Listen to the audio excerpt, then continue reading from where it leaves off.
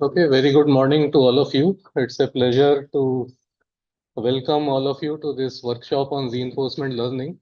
My name is Shalabh Bhatnagar, and I and Professor Guhan Thope are the co-organizers of this workshop. We have a long line of very eminent speakers from industry, academia, as well as from abroad and within India. So to give more context and also to formally inaugurate this workshop, may I invite Professor Vinod Ganpati, the chair of our department. So thank you, Professor Shalabh, and welcome to everybody. Good morning. So I'm here to just inaugurate the workshop, set the context, and say a few words about both the institute as well as our department for those of you that have not visited us before. So first of all, a little bit of context. I must start by thanking those that made this workshop possible. So this workshop is thanks to a generous grant that our department recently got from Walmart Labs as part of their corporate social responsibility program. And this center is yet to be inaugurated formally, but it's called the Walmart Center for Technological Excellence in Algorithms and Learning. So it broadly encompasses the areas of theory as well as machine learning and the confluence of the two. And there is also an angle of how real systems can influence these areas. So broadly speaking, the mission of this new project is to elevate India's research capabilities via both foundational research with translational impact, training students in terms of PhD students, pre-docs, postdocs, and so on, conducting outreach workshops of this sort, as well as to foster international collaboration. So many thanks to Walmart for enabling this workshop. And as part of the ongoing activities, we have already kickstarted several such workshops. Just 2 weeks ago, we had a really unique workshop called Art and Computing, which considered the unique blend of how art could influence computing and vice versa. It was a grand success. And the program has already started funding several PhD fellowships, postdocs, pre-docs, as well as workshops such as this one. All right, so with this stage set, let me just welcome you to the Institute. I think that the timing of this workshop is perfect. As you may have walked in, you must have seen the really nice flower display in front. This is not how the building usually looks. It's a special setup. I'd like to say for this workshop, but no, it's for Founders Day, which is going to happen on March 3rd. And so I'd like to just say a little bit about the founding of the Institute, which is a very inspiring story.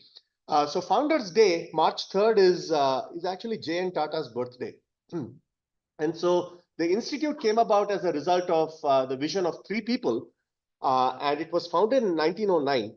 So it so happened that J.N. Tata in 1903 was on a ship on his way to Japan, I believe. I may be mistaken here. And he had this vision of India having its own research institute. This was still British India, and he wanted India to have its own scientific capabilities. And so he expressed this vision to Swami Vivekananda, who just happened to be in the same ship as him during that time. Unfortunately, J.N. Tata did not live long enough to see his vision realized, and he passed away right the next year. But Swami Vivekananda, being the person he was, took it upon himself to convince the administration of India at the time to set up the institute. Of course, J.N. Tata enabled all of this by setting aside a large fraction of his estate to enable the creation of the institute. And So you see Jay and Tata on the left-hand side. In fact, you will see that this is the picture of the statue in front, and you will see that he's holding a small replica of this building in his hand, essentially reflecting that this is a result of this institute is a result of his vision. And Swami Vivekananda, of course. But the land we are sitting on was donated for free by the Maharaja of Mysore. So these three great people came together to found this institute, the first of its kind, I believe, in India. Of course, you will be spending some time with us in the Computer Science and Automation department. I believe all of the lunches are organized there. And so let me just say a few words about our department as well. So we were founded in 1969 or 1971, depending on how you count. It was started as an informal unit and then formally constituted as a department in 1971. We just celebrated 50 years. Unfortunately, we couldn't have a formal celebration due to COVID. But at present, we are the top-ranked computer science department in India based on research output as measured by this website, csrankings.org. And we are the only department in the top 100 at this point. We do have a global presence in all international research forums, such as flagship conferences, journals, symposia, and so on. And our graduates are highly sought after both nationally as well as internationally. We are a full service CS department, which means we have research in computer systems, AI/ML, as you will be hearing about over the next 2 days, and in theory. And what is listed on this slide are just some representative projects in these foundational areas. And many of my colleagues also explore applications of these areas, for example, to things like agriculture, healthcare, business analytics, and so on. As I was saying, CSA has a presence at all of the top venues. Many of you might recognize these acronyms, but I should say that in many cases, our department has had the honor of publishing the very first paper at many of these venues worldwide. The first ever paper from India in these conferences came from CSA. Of course, all of this would not be possible without the students in our department, and they're all very well recognized. I won't read out all the prizes, but recently, ACM started this ACM India Best Dissertation Award. Our students have either won it outright in 2 occasions or have won the honorable mention in 3 occasions. They've all been placed either for grad study or in terms of where they are as researchers at many of the top places, both in India as well as worldwide. Our faculty are also highly decorated, ACM Fellow, IEEE Fellows, and so on. But let me just point out something recent. So the ACM India Early Career Award. This year, one of our colleagues, Siddharth Burman, won it. And a couple of years ago, one of our colleagues got the outstanding mention. So I'm proud to be in the company of such distinguished colleagues. Also, our department has had a history of entrepreneurship and industry impact. So here are some companies that were founded from the department. Many of you may not know the top left, which is Wipro was in fact founded in the CSA department in the late 1970s. So it started there as a small project, and then it's the giant they are now. And we still have the room where it started. We are converting it into an auditorium at this point. And so all of these companies were incubated here. So with that, let me just formally welcome you again and hand the stage over to the speakers for the fun part.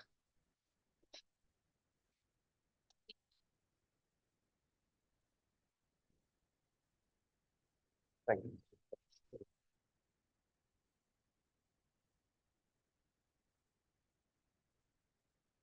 All right, thanks a lot, Professor Vinod. So let's get started with the talks. So our first speaker is Professor Shivram Kalyan Krishnan. So he is from the Department of Computer Science and Engineering at IIT Bombay. And his research interests include artificial intelligence and machine learning. And for his application areas, he looks at various computer games, robo-soccer, railway scheduling, finance. He received a PhD in computer science from the University of Texas in Austin. And he was subsequently a research scientist at Yahoo Labs and an Inspire faculty fellow at the Indian Institute of Science. So it's a pleasure to welcome Shivram.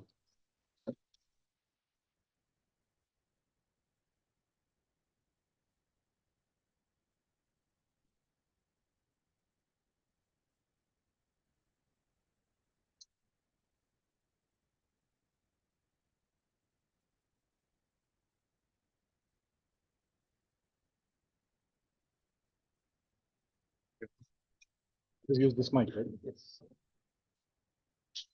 All right, good morning. So yeah, last time I was here, I was an Inspire faculty fellow. I got inspired. This was 9 years back. It's very nice to be back on IISc campus. I hope I can do some inspiring myself today. So I'm going to talk to you about RBC, which I think in high school was red blood cell. It's not Royal Challengers Bangalore, which is more popular here, which is I think RCB, but it is Reconnaissance Blind Chess. Okay, that's going to be the theme of my talk today. We've done some work on it. Everything I talk about is the work of my students. So this effort started out with Taufik and Nitish, who are both in the UG program. They've graduated and left. Anvai is currently my PhD student. He's sitting here. Maybe you can he's easy to recognize. He's the one wearing the, I think, most colorful shirt easily in the room. And also Puranjay, who's not here, who's still in our program. He's doing a dual degree. Yeah, some of these guys are chess players. Okay, and that helps if you're working on RBC. What is RBC? Okay, so let's first refamiliarize ourselves with chess, which I assume, like many of you are, you played at some point. You don't know roughly what it is, but here would be chess. Okay, imagine that we are playing black. The board looks like this when you get started. And then what happens? By convention, white plays. Okay, so white makes a move. This particular case, it moved out the knight from G1 to F3. Right? There's ways of describing these moves. And then, of course, black looks at this, and then black has to make a move. So let's say it plays this one. White looks at that. Right, says, okay, I'm going to respond by playing this pawn. And then black plays again. And so it goes on. Okay. Now, contrast this with RBC. Okay. Why is it blind? This is why it is blind. When the game begins for black, it looks like this. Okay. So technically speaking, black does not see the board. Okay. It knows where its own pieces are. Then it looks at it, and then it has the option of doing something called a recon move. Okay. Reconnaissance is what people going and figuring out what the enemy installation of tanks and things like that are, right? So the equivalent of that in RBC is black can choose to sense. By the way, there is some echo happening here. Is that okay? Okay, I can hear myself, that's right. This is called a recon move, okay? So denote this move by the center of the square that is being highlighted here, E3. Black is asking the server that is running this game, I would like to understand what is happening inside of this 3x3 region that I have sensed. Okay, and that is all the information that black gets. So once it asks, it is told, here is how the pieces inside of this 3x3 region look. It doesn't still know what's happening on the outside. Okay, so of course, it knows that by the rules of chess, the initial position would be the same, but this is what is going to happen iteratively throughout the game. Okay, in this case, it figures out that white has moved its pawn forward, and then it plays its move. Okay, now again, it has lost sight of what white is doing. It can ask to sense. So the question really that we are going to repeat over and over again is, at any point of time, black has a history. Okay, this history is a sensation, right, followed by the outcome of that sensation and move that it has played. Okay, it is never told what move white has played. It is this kind of repeating sequence of sense, observe, move, based on which it has to decide what to sense next. So maybe it goes ahead and senses this 3x3. Again, it is revealed what is there inside of the 3x3. This case, no new information was gained. Okay, if you know that the board starts with the starting configuration, it looks like white has really not done anything in that space, right? Maybe it moved another piece somewhere else, unknown to us. But yeah, that's what you can get by limited sensing. And then now comes again this question based on your current history now, which actual move must you make? So there are two types of moves. One is this recon move, which we just call sense. The other type of move is the actual chess move. Okay. What do you know about the white player? What is the white player thinking? We know nothing about the white player other than it's symmetric. White is also facing the same situation, yeah.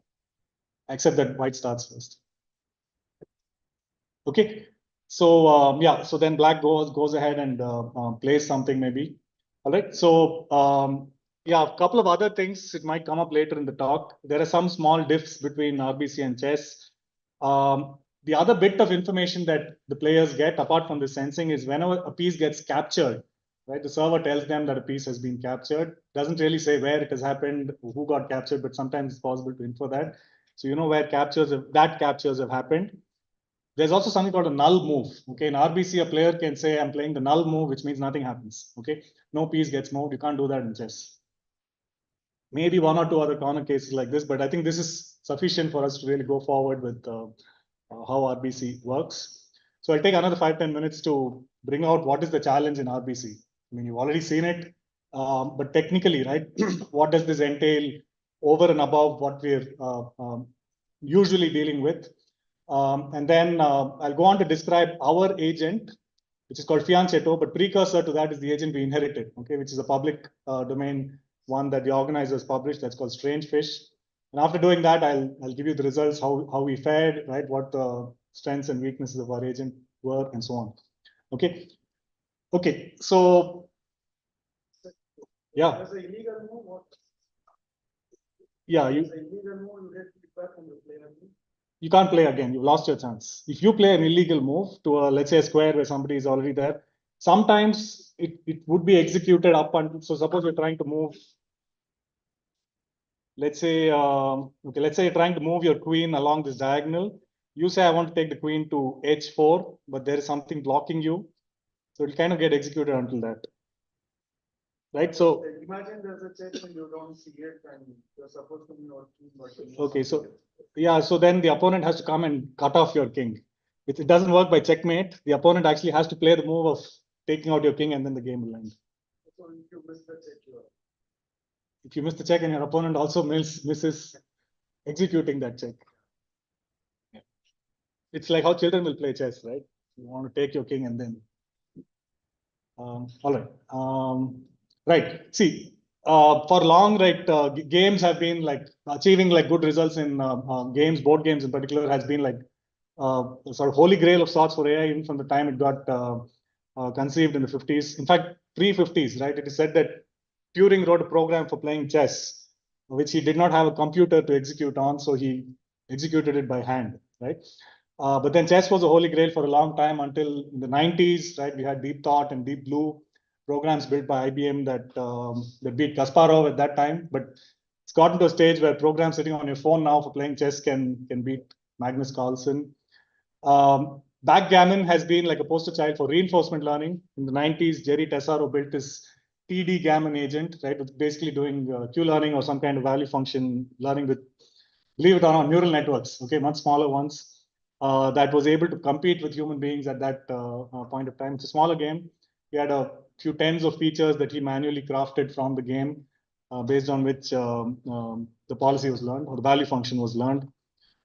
Go, I'm sure all of you are familiar. Go is probably the reason, I don't know, this workshop is happening with so much popularity. I remember in my own class, I think 2016 to 2017, the number of registrations went up by so much, right? Because all the students wanted to know what is this new technology that is beating grandmasters in game of Go and so on. One thing to notice about all of these games, right? These are all games of perfect information in the sense that you can look at the board before you make your move, right? There is really nothing that is hidden from the agent that is playing. Technically, what does this mean? There is this Markovian structure. Okay, if you take out the opponent, right, you have to deal with reasoning about the opponent. There is really no aliasing of state in terms of not being able to look at the board, as opposed to all these other games, which are games of imperfect information. So let me quickly like give you a survey of what's been going on. Scrabble is something all of us play, maybe at home.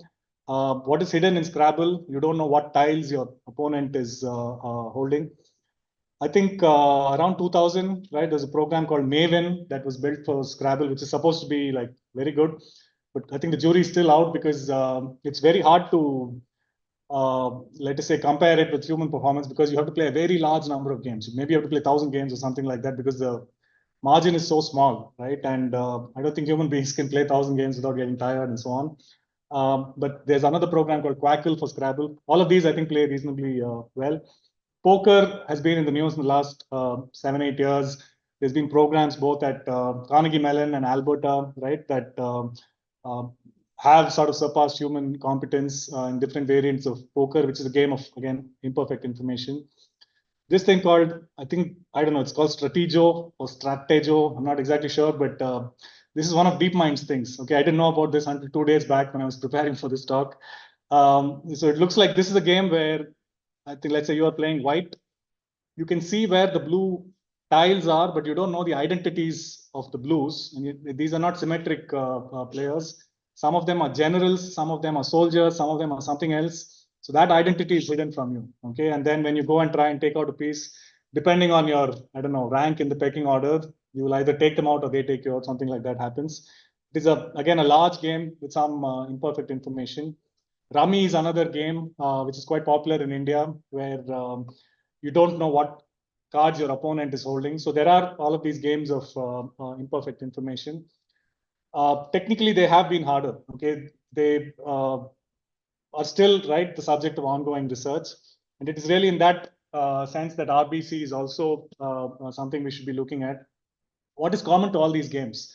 So technically, here's what it is, right? When you're playing a game, let's say you start in this position, white plays. Okay, white can play one of many moves. So your game tree branches based on the actions that white can take. And then from any state that is reached, black has to take actions. There is more branching. Now, when you actually play the game, right, you're going down a path in the street, right, starting from the root till some leaf. That leaf might be a win for black or white. Sometimes it's a draw. The challenge that comes with imperfect information games is black might not know in which of these states we are, right? When we reach this point, right, on account of maybe not sensing properly, you can imagine its confusion is going to grow more and more as the game progresses, right? There's going to be an exponential blow up in the number of states you can be in, right? This thing here, the set of states in which you could possibly be in, right, with non-zero probability, that's called the information set. So technically, when you try to solve a game exactly and so on, you need to be reasoning with information sets. So information set really becomes the replacement for state. And there's, I don't know, an exponential number of information sets in the states. And so policies or strategies that take information set as input, they're much, much larger in number, right? So even computationally, right, they get, I don't know, exponentially, maybe even doubly exponentially harder, I think singly exponentially. But learning, right, in the presence of this becomes even more of a challenge. So what do you do? Well, you'll see, right, the point of this talk is to tell you what we did with RBC. But why is RBC particularly distinguished from these other problems? Now, one is the amount of private information in RBC as opposed to public information, right? So if you look at Scrabble, for example, right? Although you don't know what pieces your opponent is holding, you know all of this, right? What's already been placed on the board. Similarly with Rummy, right? And a lot of the relevance for the decision that you're going to make comes from this public information. RBC, on the other hand, almost all the information is private. Okay, the only public information is the fact that pieces got captured at move 3, 7, and 8. Right, that's very little. So almost everything is in your own mind. You don't know what you're sharing with your opponent. The horizon in that is the number of moves typically, right, till the game ends in RBC. Between good players, it happens like 50, 60. It can go into the hundreds, right? And anybody doing reinforcement learning knows that horizon in general is problematic. But yeah, horizon like this is 10 times maybe more than poker, right? Poker is like horizon of 4. So it is hard to sort of keep track of imperfect state for so long, but you have to do it. One, I think, measure of how much you are missing out, right, by not having public information is somebody did a calculation of when agent sees an information set, how many possible histories, right, or sequences, right, histories essentially could the opponent be in, right, consistent with one information set the agent is seeing.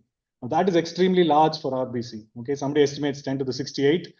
That is much smaller in poker. Okay, So although you are sort of constrained to do your decision making based on your information set, you're extremely confused about what your opponent can be. Okay, and well, so here's the good thing about it. Maybe RBC is generalization of chess, right? And chess is a game that's millennia old.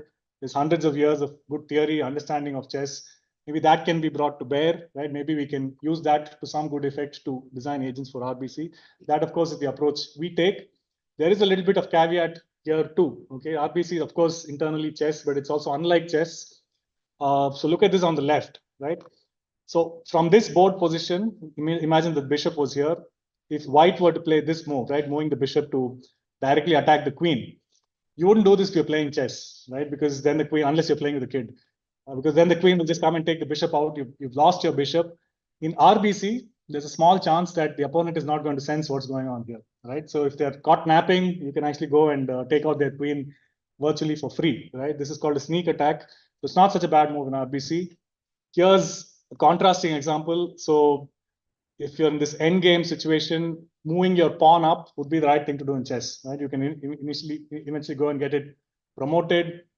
But in RBC, because there's this thing called the null move, this opponent king can just go plant themselves in C8 and do nothing. Okay, and so they can prevent being an attack. They can essentially like draw the game by doing this. Okay, so this kind of diff also has to be accounted for. Okay, when we design agents for RBC. Okay, so I'll take 2 minutes of questions if there are any before I tell you about what we did and so on about RBC, about information games. When I'm making a book, I can learn about something. Both I can move both. You do it in sequence. First, you sense. You're allowed to sense, so you can sense. Based on that information, over and above everything else you have, you can move. So it is sense, move, sense, move.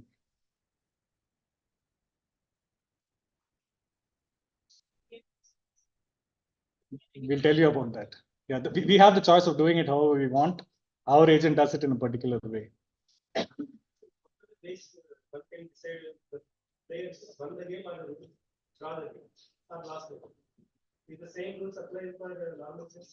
Yeah, so you take out the opponent's king. That is the only way to win or lose in RBC. We do have, the first time we did it, it was only win or lose. Last year, they also introduced draw, which happens if you go 50 moves with no piece being taken out or no pawn moving. It's a kind of like stagnant for 50 moves, then they call it a draw.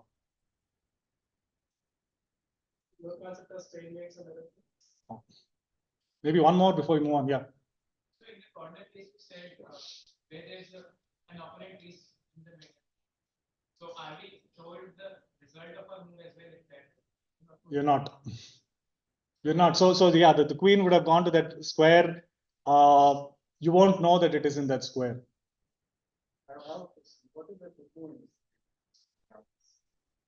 In RBC, I think you have to move your king up. Make sure this king does not come there, right? And then advance your pawn. I think. Yeah. Solving this problem, would you just solve this problem, or are there other problems, problems in other contexts, information problems that also you will be conquering? Yeah. So yeah, this is the philosophy is you work on a challenge like this, whatever, science you do will generalize in some way. So I will list out a few, possibilities for transfer after I tell you what we've done. Okay, so I think I'll move on. So Strange Fish is the name of an agent that was playing this game. I think like 3-4 years back, they open sourced their code. Just lost this.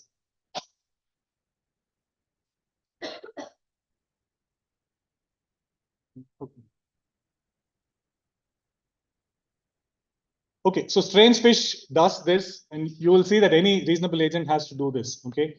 Which is, at any point of time, you maintain what is called a board set.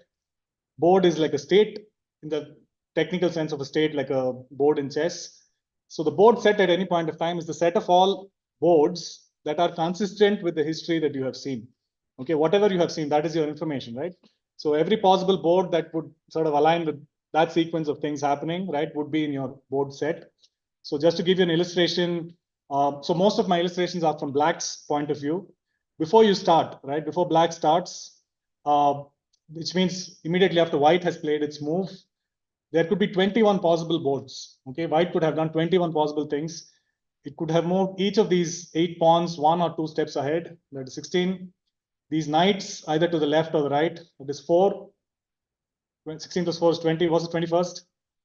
Null. Okay, it can do nothing. Okay, so that's what is the amount of confusion in black's mind before it senses. So let's say it goes ahead and senses. Suppose white had indeed played this, right? Then black senses that this has happened, right? And then its board set size, the number of boards that are consistent with this, goes down to 13.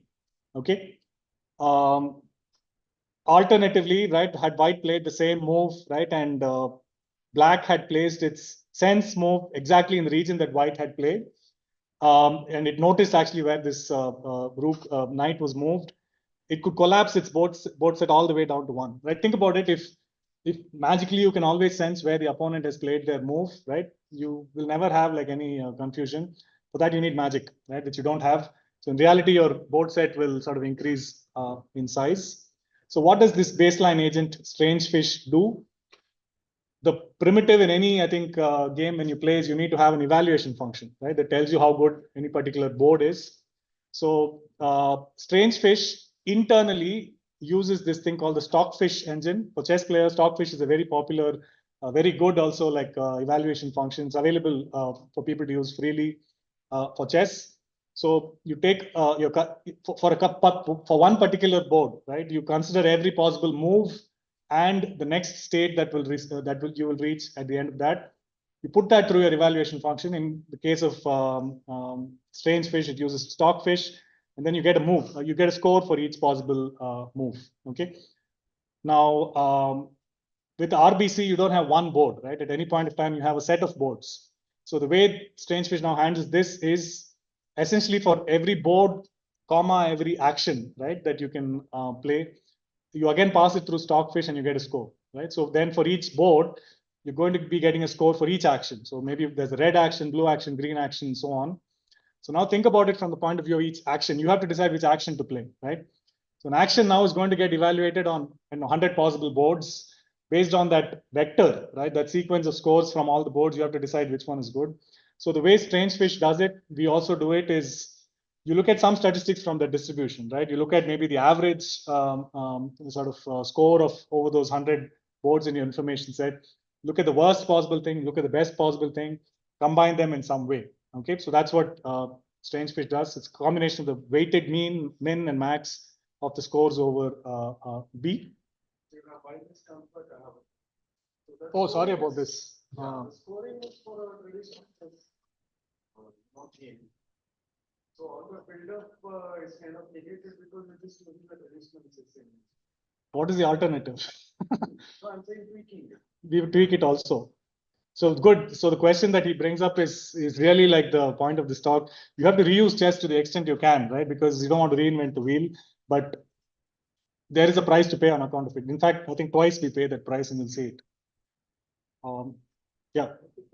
Here, each board of the possible configurations the pieces can be in. So you said at the beginning that these number of possibilities to be exponentially large. So are you maintaining everything or are you using some function approximation? You just keep the board, the history, right? History, you don't have to like, history is just like a long linear string, right? As long as the number of moves you've played. This board set, oh, okay, your point is do we maintain the board set? Yeah. Yeah. So it gets to a few thousands typically. Then it grows, let's say beyond 10,000, we become a lot more aggressive with our sensing to bring down the board set size. We don't let it go beyond maybe 1 lakh or something like that, because even computationally it is not possible. But we sort of manually like put in some blocks to make sure it doesn't explode. Or we actually let go of some low probability boards, right? If that happens. So approximation. We don't have an approximation. This is just stored as a vector of boards. Yeah. What do you mean by aggressive? Yeah, I'll tell you that. Yeah. Yeah. What's the final aim of the game? Is to win the game or to capture maximum piece? Win. To win. You take out the opponent's king, you win. That's what you have to do to win. That's not. If the opponent opponent is placing, you can't. Why not? No, the opponent is also similarly blinded, right? They're also playing RBC. They're not playing chess. They don't have access to straight. So they're also like you. Yeah. Yeah, all this is coming up. So I've just told you so far about the baseline agent, right? And I'll tell you what we did. Just a clarification. The opponent asks to sense your state. You get to know what part of yours. No, it's blind in that sense. Okay, and then, okay, this is good. So you've been asking, how do you sense, right? This is how strange fish senses, and more or less how we also do it. Okay, so you are now in a position where you have played your move, right? Remember that you do your sense after you've done your move, and also the opponent has done their move. So what you do is you simulate all possible moves that the opponent could have played, right? From whatever state you have reached. There is still a distribution over all of these things. Okay, and for each of them, you imagine, right, in your mind, what would happen if I went and sensed a particular square, right? How many boards will that resolve for me, right, if I actually went and sensed in a particular place? Okay, so that gives you a sense of how much you can reduce your board set size by sensing in a particular place. I mean, just to give you an example, maybe there is some action happening in one part of the board, right? Maybe there's a knight and a bishop doing something, right? You have reason to believe that to survive in the game, the opponent is going to do something there, right? So you go and sense there. You go and sense there and you sense the move that they played. You're not really adding to your confusion. You're resolving some amount of confusion. That's not the only thing. You also want to be sensing parts of this board where some action is likely to happen, right? If there's some inconsequential plays where there's a couple of pawns, just hanging around, right? Maybe you should not be sensing there, right? If there's a place where there's a queen where you can lose a piece or the opponent can lose a piece, give some importance also to that. So it is these two combination of things, right? Expected board set reduction from a sense, and how valuable is the region where it is operating. That gets combined in some way, right, into deciding which square to sense. Okay, I'm being a little bit hand wavy, not giving you exact formula for these things because I think it doesn't matter. This code is available in case somebody is really interested. I'll help you also like get down to the absolute details if you so want. Okay, and yeah, so this was Strange Fish. That is a public resource that is available. I've told you about the scoring function, which internally it uses Stockfish. How it is deciding which move to make. It's getting scores for all the actions, and then based on the vector, right, of scores for each action across the boards, it has some way of deciding, and then it senses to reduce its confusion as well as go to a place that is sort of important. Yeah.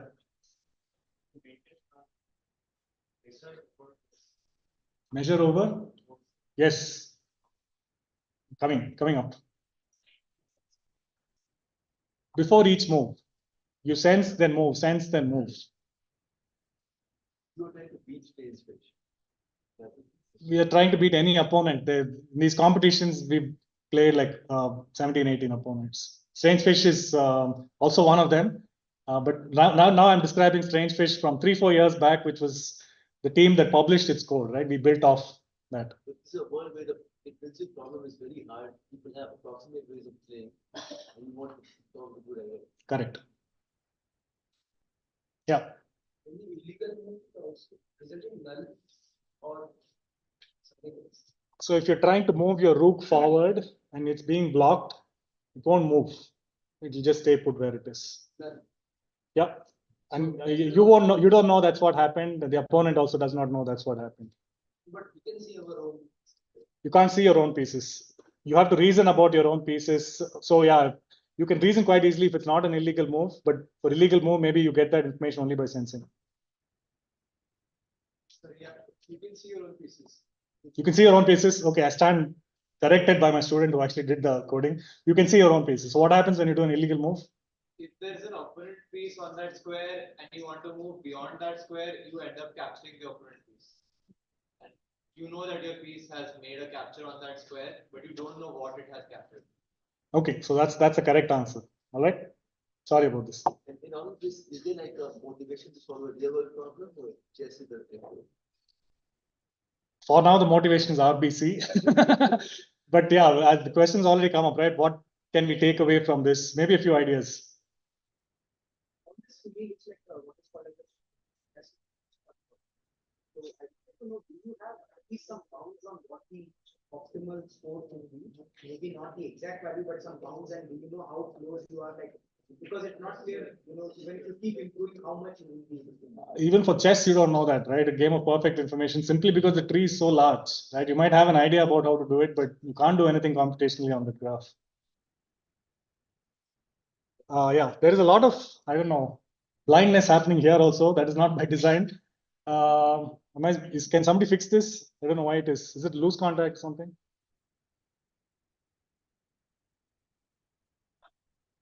Yeah, there's another question. Yeah.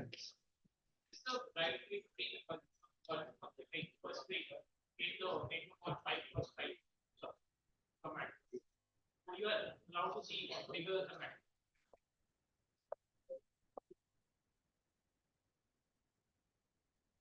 No, so the rules of the game don't allow you to sense 5 by 5. You to train it, you're saying, artificially. I think we're getting ahead of ourselves. You're welcome to try it. I don't have any right answers. I can tell you what we did and draw some inferences, maybe. Yeah, so my student Anvai plays it, and he claims that he has a slight edge over the best programs. It's not been evaluated with any statistical significance, I think. Is there any randomness in the stage pitch, or is it like fixed determinism? Because you know the strategy how stage pitch plays anyway. There is some random, at least in the opening, I know the initial move itself is randomized. Sometimes you don't know. Strangefish, the code that is public is not random, but Strangefish continues to be an agent that participates in the competition, right? So subsequent versions definitely have some randomness which we don't know about. All right. Okay, now I have to get to Fianceto. Fianceto is the name of our agent that took Strangefish, but then started noticing some critical places where we have went in and made some changes. So let me tell you about that. I'm going to tell you about that in 4 stages. Okay, so this is Fianceto version 1. So think of Fianceto version 0 as Strangefish. Okay, what was the first thing that we did?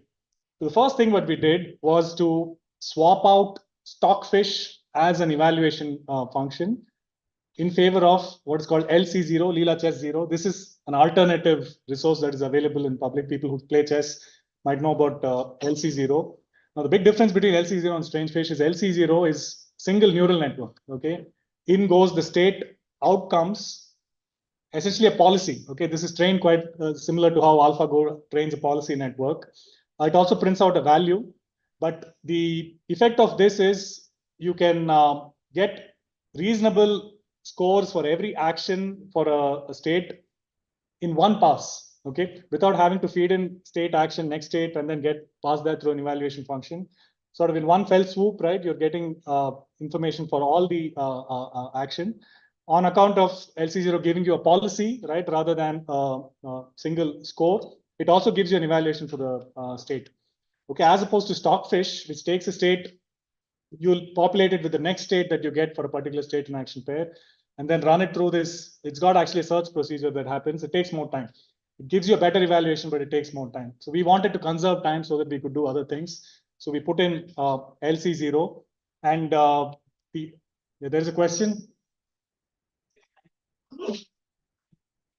Yes, the think time is 15 minutes for the entire game. And every time you play a move, you have 5 additional seconds. It's a significant constraint. Okay. Yeah. So, right. So here is a comparison of just time, right, to evaluate boards and so on. So with Stockfish, right, per state that you pass, you take 0.005 seconds. It takes a little bit longer, right, on LC0 because you're running it through this neural network. You're getting for all the actions. However, the good thing about neural networks today is you can parallelize the hell out of them, right? So in one respect, right, you're already getting for every state all possible actions scores. You can also put this on a GPU that allows for parallelizing, right, and allows you to evaluate multiple states at the same time. Now, this is a very critical feature of RCB, right? You don't have to do it in chess, but in RCB, at any point of time, you have an information set or a board set. You have to evaluate a few hundreds or thousands of boards. So you might as well use your GPU, right, and get it done. So when we do the batching, right, with the appropriate optimization, you can run many more evaluations in the same amount of time on using LC0 as opposed to using Stockfish. Okay, so this is the first thing that we did. we had to be a little careful in doing this. Okay, so Prashant's already been asking these questions. So LC0, right, actually publishes many different neural networks for playing chess, including small ones, medium ones, large ones. Large means more parameters. Okay, so you can see that if you use them to play chess, right, the small one gives you a rating of 1400 ELO, becomes better with medium, becomes better with large, because it's been trained better with more parameters to play chess. However, right, you use these same networks for playing RBC, you notice that the sweet spot is with the medium network, right, not with the large network. I mean, the best hypothesis we could draw is that as you make it larger, you're sort of overfitting more to chess, right? It's coming in the way of you making sort of good RBC moves, right? Because there is that diff. So we went ahead with this network, okay, which is the medium LC0 network. We'll come back to this, okay? Yeah. We have a way of doing it. We play a tournament, and Anvay, can you answer this question? They use the same ELO formula as chess, Yeah. similar ELO formula. So there's this competition that happens yearly, organized by NURIPS and John Hopkins University, where each bot plays with each other bots 60 times, and based on that, the ELO is calculated. Other than that, there's a leaderboard which is running year-round, where bots play all the time, and ELO is calculated based on the games they played with everybody else on the leaderboard. So essentially, it's the same ELO. There's a tuning factor there, which they've set to something. So you implement this, the way Uda's zero work is you run for every move, you run a few games, calculate the win loss and all, right? So did you tweak that part or is this the score of Uda's? The core, just passing it through a neural network. Yeah, we're not doing any search or any repetition simulation. Yes. Because we don't have a time for it. So LC0 is open source, right? These networks are published. Because you have to play RBC to work. We've not retrained it, if that's what you're asking. No, we've not. Okay. Now, this second version of Fianchetto is the one that I think is the most crucial, right? That is sort of like giving us an edge over the strange fish and other players. Okay, the question already came up. Do you need to have some kind of measure over this information set, right? Because some states, right, might be more possible, right, based on what has happened, probable, right, compared to other states. So how do you do this? So let's use this term belief state. This is a technical term with POMDPs and so on. It is essentially a probability distribution over the set of states. Okay. So when you have information set, if you also put a probability on each state in the information set, what you have is a belief state.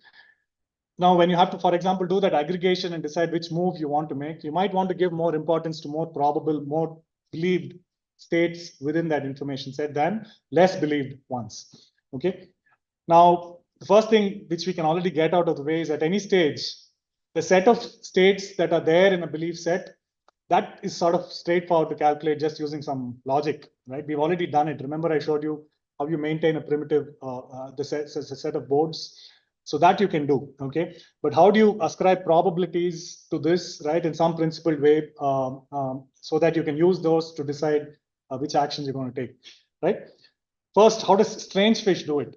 Okay, so strange fish has this logic that the weight of a state in the belief set is in some way proportional to its score, right? So if a state has a particular score, we are going to assume that the probability that that state is there in our information set is somehow related to that.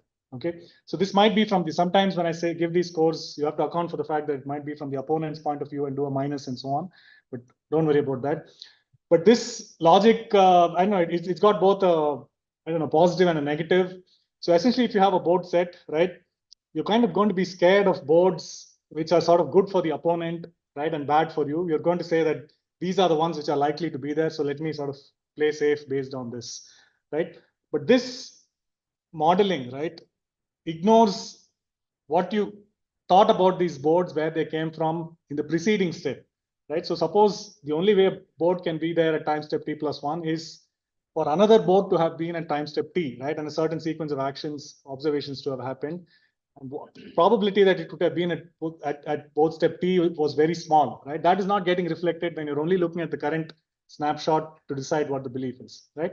The other thing it believes is the opponent's policy, right? Maybe you could be in some difficult state for you only if the opponent had done something very uncharacteristic, right? Again, that is not being accounted for. So the intervention that we came up with is, let's do it the standard POM-DP way. There's a way of updating belief state. So this is, I don't know, the two steps of math that's there in my entire slide. Actually, you don't have to see it. Okay, so suppose B is the belief state before fianchetto has played its move, and then fianchetto plays move A. Okay, then simply by probability, if you want a consistent belief state B prime, right, for what happens afterwards, you say that the probability of S prime in B prime, right, is you look at the probabilities that were there for each state at S, right, and you know you've taken action A, right? So you add that up if SA actually leads to S prime. The one here is because chess is deterministic. Okay, if you're doing this the standard Bellman equation type of way, you'll have to write a summation over like all states with action probabilities and so on, right? The transition function, but that's either 0 or 1 here for chess. This is pretty straightforward, right? So if you were in a particular state before making your move, your belief state after you make your move is straightforward to compute. What is not so straightforward is after you've played your move, now the opponent has to play its move. What is your belief state after that, right? So if B prime, right, is the belief state after you've played your move and before your opponent is played, now they play their move and it becomes B double prime. So how do you get B double prime? Okay, so B double prime of S prime, mathematically, what is it? It's the probability that you'll be in S prime given the previous belief state B prime and Z. Okay, Z is the sensing action that you did in between, rather the outcome, right? The observation that you got by doing your sensing action. So you can write that down by writing it up as a sum over actions, probability of S prime given B A Z, probability of A. Okay, and probability of A internally, right? You can say a sum over states. These are states from which the opponent will make its move. Probability of A given S, probability of S given B prime. Okay. Now, don't worry about these terms. The point is that this term here, right, probability of S prime given B prime A Z, you can get this by basic chess, right? Some of this will just be, this, for example, is just the transition function of chess. This is your earlier belief. This is the probability of you getting an observation by playing a particular state action. Again, these are things, it's just rules. Okay.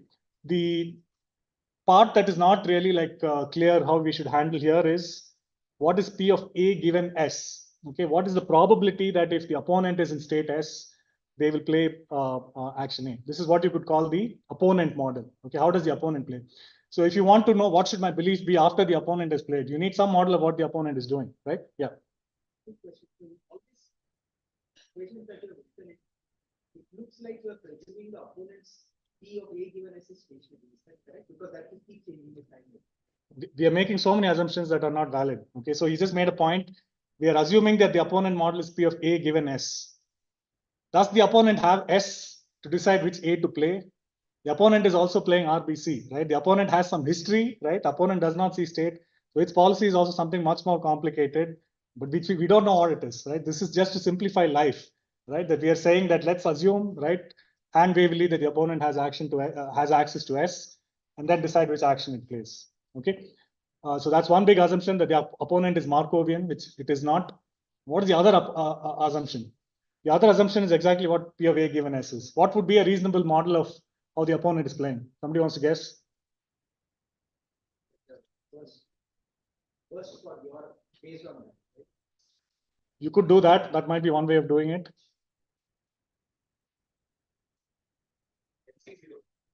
All right. So Aditya gets it. This is what we do. Okay, it's not exactly the right answer, but we have access to this LC0 engine, right? That if you give a state, it'll give you a probability distribution over actions. We plug that in for P of S, A given S, and say, let's assume that the opponent is playing according to LC0. Okay, of course it's not. It might not. It might be doing something else. You need something to hold on to, right? So this is where we sort of plug it in. But the validation of this is empirical. Okay, so purely when we compare this way of predicting, accounting for like board probabilities compared to what Strangefish was doing, right? This is over a large enough number of games. So what's given on the y-axis is the probability of the belief state giving, what probability the belief state gives to the true state. Okay, so if you have a log and you can look at this afterwards, you know what the true state was. So here, for example, 25% of the time we were getting it right, whereas strange fish was getting it right 20% of the time, right? X-axis here is turn number. It doesn't really matter so much, but you can see that consistently we're doing better. Couple of other things, this divergence between chess and RBC. So one thing that you should do in RBC if you want to play well is do something called sneak attacks. Okay, I think I already told you through an example.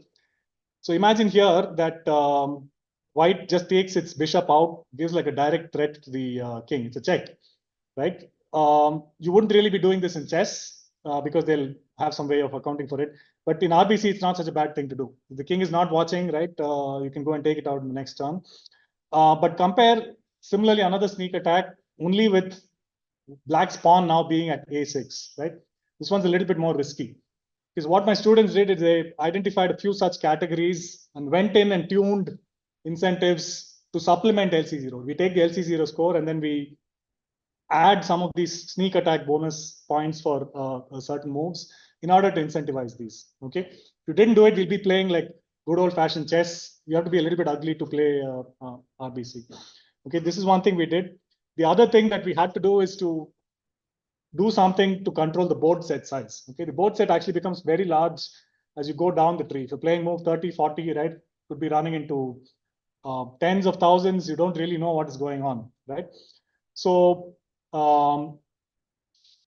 one thing, okay, here are two things that we did. One, when it gets to that stage when you're already quite confused, you don't act as though you know like how the opponent is playing. Don't assume it's playing according to LC0. You mix it in with like uniform probability of the moves for the opponent. Okay, because again, this whole Markovian assumption is questionable. There's so much that's questionable, right? So let's not trust our intelligent thinking. Let's sort of allow for the opponent to be a little bit wilder than we thought. So we do that by mixing in a uniform distribution. The other thing that we do, if you remember when we sense, there is a weightage given to reducing the board set size, another weightage given to where on the board this is happening.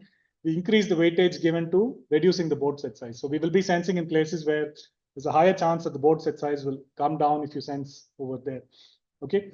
Again, this is validated when we went back and saw actually what were the sizes of our board sets when we went from version 3 to version 4, came down quite a bit. Okay, so this is against strange fish. This is against random. Random means it's actually a player that just plays actions uniformly at random. Attacker is another very aggressive sort of thing which confuses you, right? But then we are holding our own a little bit better when we do this thing to the board set size compared with what we originally had. Okay, so what I've told you in this section is versions 1, 2, 3, and 4 of Fianchetto. 1 again was just using LC0 instead of Stockfish. 2 was doing the proper POM-DP update based on base rule. 3 was some sneak attack incentives, and 4 was some additional measures to manage the board set size. Okay, so essentially these are the 4 things that we did before the competitions. Questions about Fianchetto before I tell you how it fared? Yeah.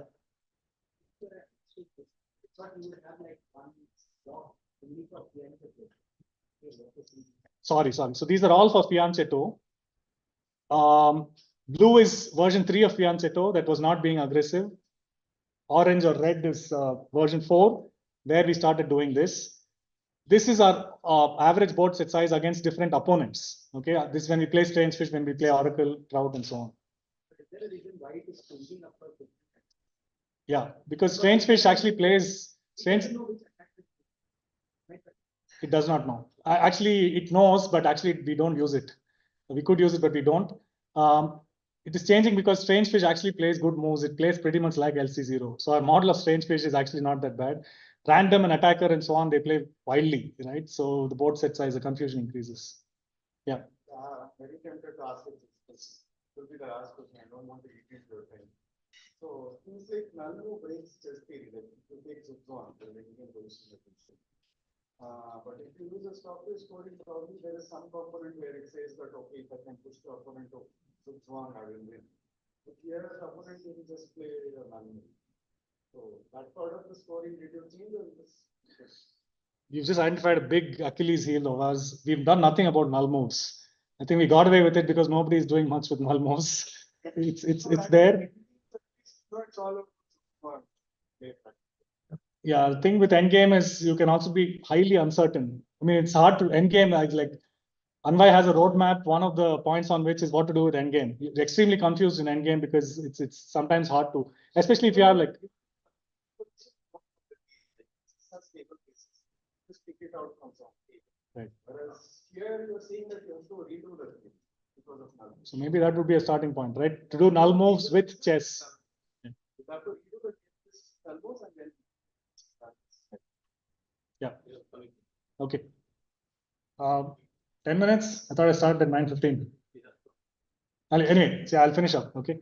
So how did we fare? Okay, so we first took part in this competition in it happens at NeurIPS. Okay, and this is conducted by Johns Hopkins University Applied Physics Laboratory. They are the ones who run this competition. So this happens typically over about 3 days, right? You're connected through server to. It happened in 2021. 17 other bots.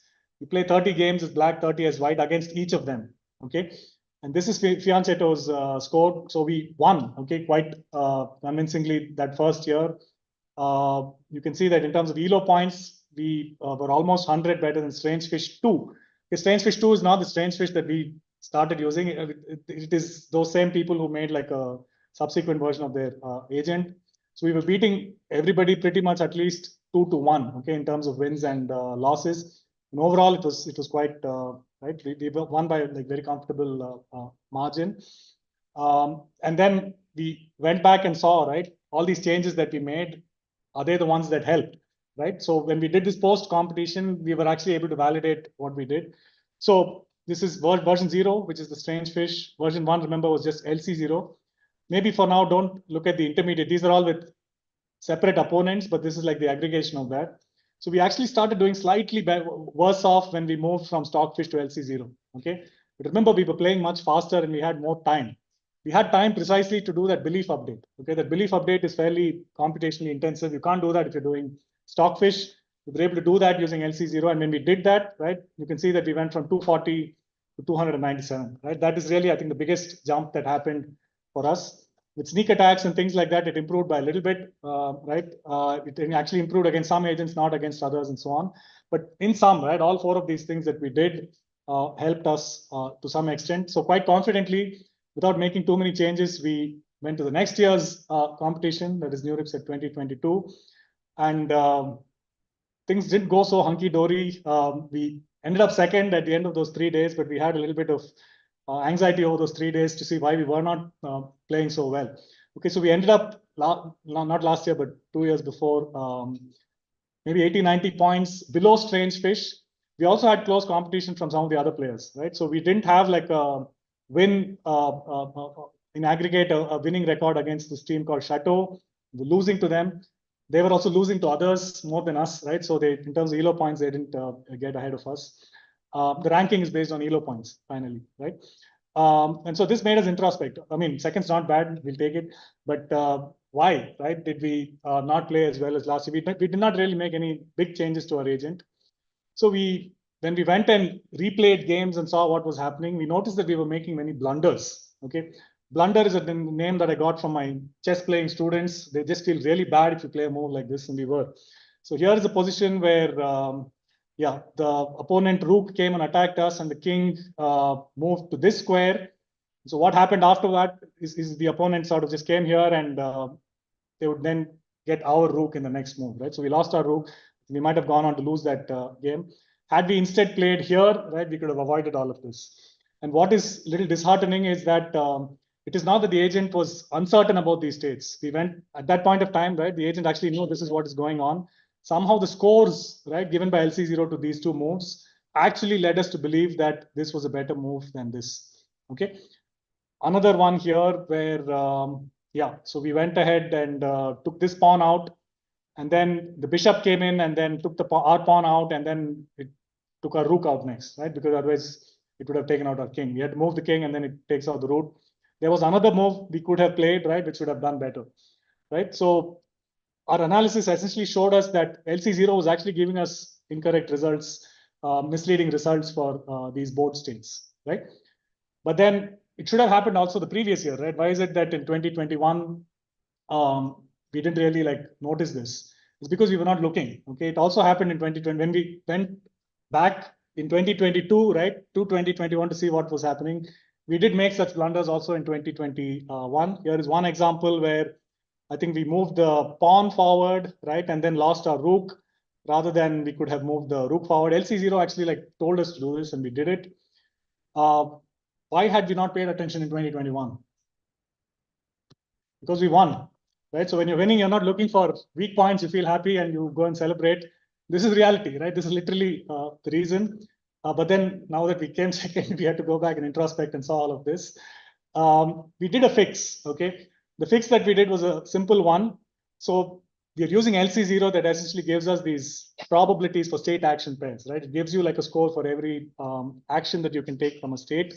These scores, right, were a little bit fudged up. Remember, we are using this smaller network. So what we did as a replacement is for the top few actions that are identified using these scores, we go ahead and do a slightly more in-depth evaluation. We actually generate the next state and then do a state evaluation again using LC0, which we find is typically much more reliable. Okay, so when we went and did this fix, it turned out that we were again playing quite well. We weren't making so many blunders. This, of course, has been done after the competition.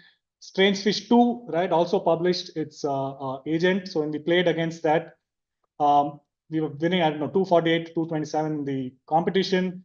That became like significantly larger when it became when we updated it. Okay, so we sort of found the flaw, we fixed it, right, and that sort of seems to have helped. So does that mean we have the strongest agent in the world? No, we don't, right? So let me take the last few minutes to conclude. So I hope I've sort of convinced you that RBC is a new exciting prospect for research on imperfect information games, particularly the strands that it brings out. No public information, long horizon, constraints on compute time. This is what comes in the way. You could do many more like fancy things, but you don't have the time for doing it, right? Life's like that. Fianchetto, I hope you will agree, there are some portions of it that are based on some good sort of conceptual reasoning-based theorem and things like that. But we do have still questionable assumptions, right? We're assuming that the opponent has access to states, is playing like LC0, which it is not, right? The proof of the pudding is in the eating. So far, it has been like okay, but of course, it leaves us highly exploitable, right? An agent can do something else to outwit Fianchetto. We're far from being like an equilibrium player or something like that. So here are some questions, not answers. So how best to transfer knowledge from chess to RBC? I think we can't let go of chess. I think it's not okay to say we'll redo the whole thing, right, for RBC. Partly also because it's hard. Okay, here are some of the reasons it's hard.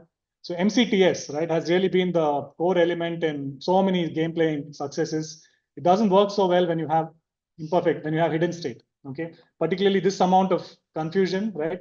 You have to simulate a future, right? And if you're so uncertain about your current state, you essentially just end up misleading yourself. There is also like reiteration of this in some other imperfect information games. MCTS tends not to work so well. Well, the other reason is you don't have time to do rollouts and so on. You have only 15 minutes of clock time. Well, one thing that we've not done is train large neural networks that can, for example, do some kind of memory recurrence to encode policies, right, or make predictions based on history, right? That is really what comes in RBC. It's going to need a large amount of training data, and that is the hard thing to get, right? Because literally these games take 15 minutes. You can maybe speed it up and get it done in 10 minutes, but you can't play a million games in a reasonable amount of time, unless maybe you're DeepMind. We're not DeepMind. How to gather lots of useful training data for doing anything, that remains open. Yeah, this is maybe Anvai can begin this endeavor of playing RBC against humans. We don't really know where we stand. Okay, so humans actually, I mean, a lot of people play blind chess and so on, right? They can remember many things in their mind. So maybe they'll play good RBC also, right? It would be nice to do like a proper evaluation. So in summary, there's lots of good science to be done on RBC. I hope some of you will take it up, and thanks.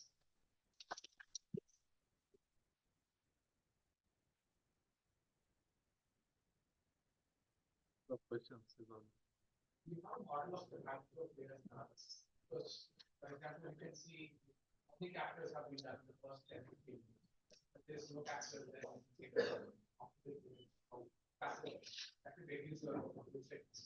Yeah. So we've thought about it, we've not done it. You're right. Based on the history, you can maybe infer a little bit, right? Put your opponent into some categories. We've not done that. Yeah. Since time limit. Yeah. So do you know how close that product is the budget or?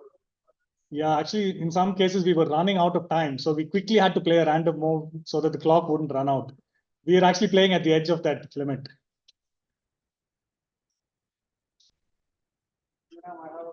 Yeah. Why did blunder happen? Because in traditional chess, such a blunder will not be done by LC0. So Yep. was it the lack of information of the board? Now, remember that we're playing like a small network for LC0. We're not playing like full-fledged LC0, right? We are just using the neural network for a forward pass. And I told you this, I think, right?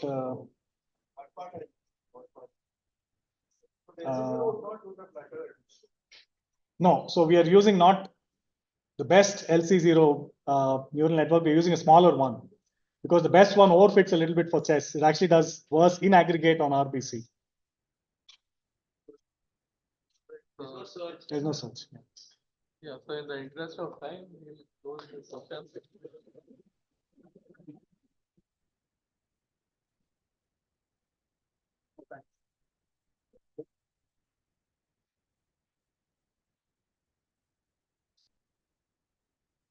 All right, so next speaker is Professor Sridhar Mahadevan.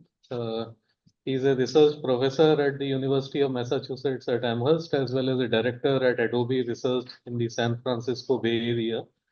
He has published widely in AI over the past 40 years.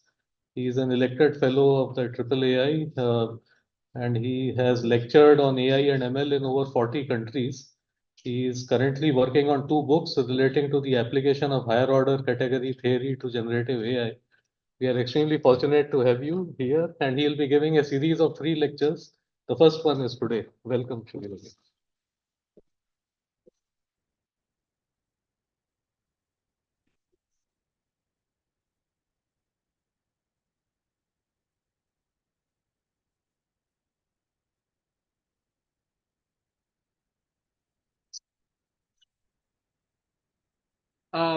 Okay, can everybody hear me? Okay, I have to remember when people in India nod, it's not the way you nod in the US, right? You say this for yes. And the first thing you learn when you go to the US is don't do this for yes, it's this. We're not able to play this. We don't mind playing this. Ah, okay, sorry.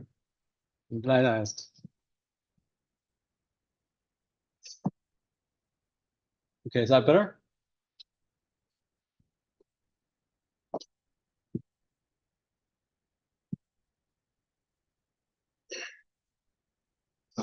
Better? Okay, I can hear myself. Okay, so that was a great talk, the one before, and I have to tell you that what I'm going to talk about is something entirely different. When Shalab invited me to this, I said, I don't think you really want me to speak at this forum. I'm not sure how interested people will be, but they convinced me, so here I am. I've been engaged over the last 5-6 years in trying to rebuild AI from the ground up. So in the Bay Area, you typically buy a house, and the houses are pretty old. They're very, very expensive. So if you can afford to buy a house, you can afford to rebuild it. People just buy a house and tear it apart and they rebuild it from the ground up. So that's what I've been doing. Past 5 years, my goal is to completely rebuild AI from the ground up. It's a hopeless endeavor, but when you reach my age, you're interested in hopeless endeavors because what else is there, right? I mean, you've done everything else, and so just go for something completely crazy. I'm also extremely fortunate to work at Adobe. I lead a team of very high-powered researchers in many areas: mathematics, statistics, machine learning, causal inference, graphs, deep learning, and so on. And so they do such a wonderful job of sort of justifying our existence to our employer, Adobe Research, that the company lets me pretty much do, what I like to do, and hope I can give you some sense of why I think this is important. So I decided to focus on generative AI because, as you all know, this is sort of the engine that's driving AI today. And the Bay Area is the nerve center for generative AI, with companies such as OpenAI, as you've all seen their work, but also hardware in terms of companies like NVIDIA, which is just having an incredible earnings growth, tripling their earnings from previous year. And their stock has just skyrocketed to a valuation of over $2 trillion. So it's entirely possible that into the next couple of years, NVIDIA will become the world's most valuable company. So there's a worldwide race right now. And the challenge in AI is no longer software, it's hardware. And that's part of the story I want to tell you. So I'm going to talk about 3 ideas, and they all relate to why we're doing generative AI in the first place. And this goes back to this old idea that Turing had of defining AI as an imitation game, right? So you have 2 participants. It's sort of like the extreme version of blind chess, right? You have 2 participants, and you don't know which one is human, which one is machine. You can ask questions, you get back answers, and based on that, you determine, if one's a human or a machine. And I want to introduce some very new mathematics to solve this problem. So today's talk, I'm going to give you a sense of how we can generalize deep learning in a fundamentally new way. For that, I have to build up some math. So I don't know how much of the math I'll able to get through. So I'm going to give you a very high level idea of how this works. I should tell you right from the get-go, there is no GitHub page that has this architecture that I'm calling Gaia. So if you think nothing is real unless there's a Python package, just treat all of this as not real. It doesn't bother me at all that I don't have a Python package, but I should sort of put that caveat right out in front. So I'm interested right now in just theory. If I can get the theory right, I think it can be implemented, but we just need to get the theory right? So, okay, so that's today's talk. Tomorrow, I'm going to give you a very different way to think about reinforcement learning, which comes from this math that I'm going to talk about, category theory, as co-algebras. So you all know about algebras. You learn about algebras when you were in high school, but most people don't know about co-algebras. Co-algebras is how you generate search spaces. So for example, all the examples that were given in the previous talk about search spaces, mathematically, we would consider those to be co-algebras. So there's a very powerful way of reasoning about co-algebras that's been developed, but it's been developed rather recently over the last 20 years. Most of this is not known in the reinforcement learning community. So I hope that tomorrow you'll get a sense of how this new mathematical framework of universal co-algebras can provide really new insight into reinforcement learning.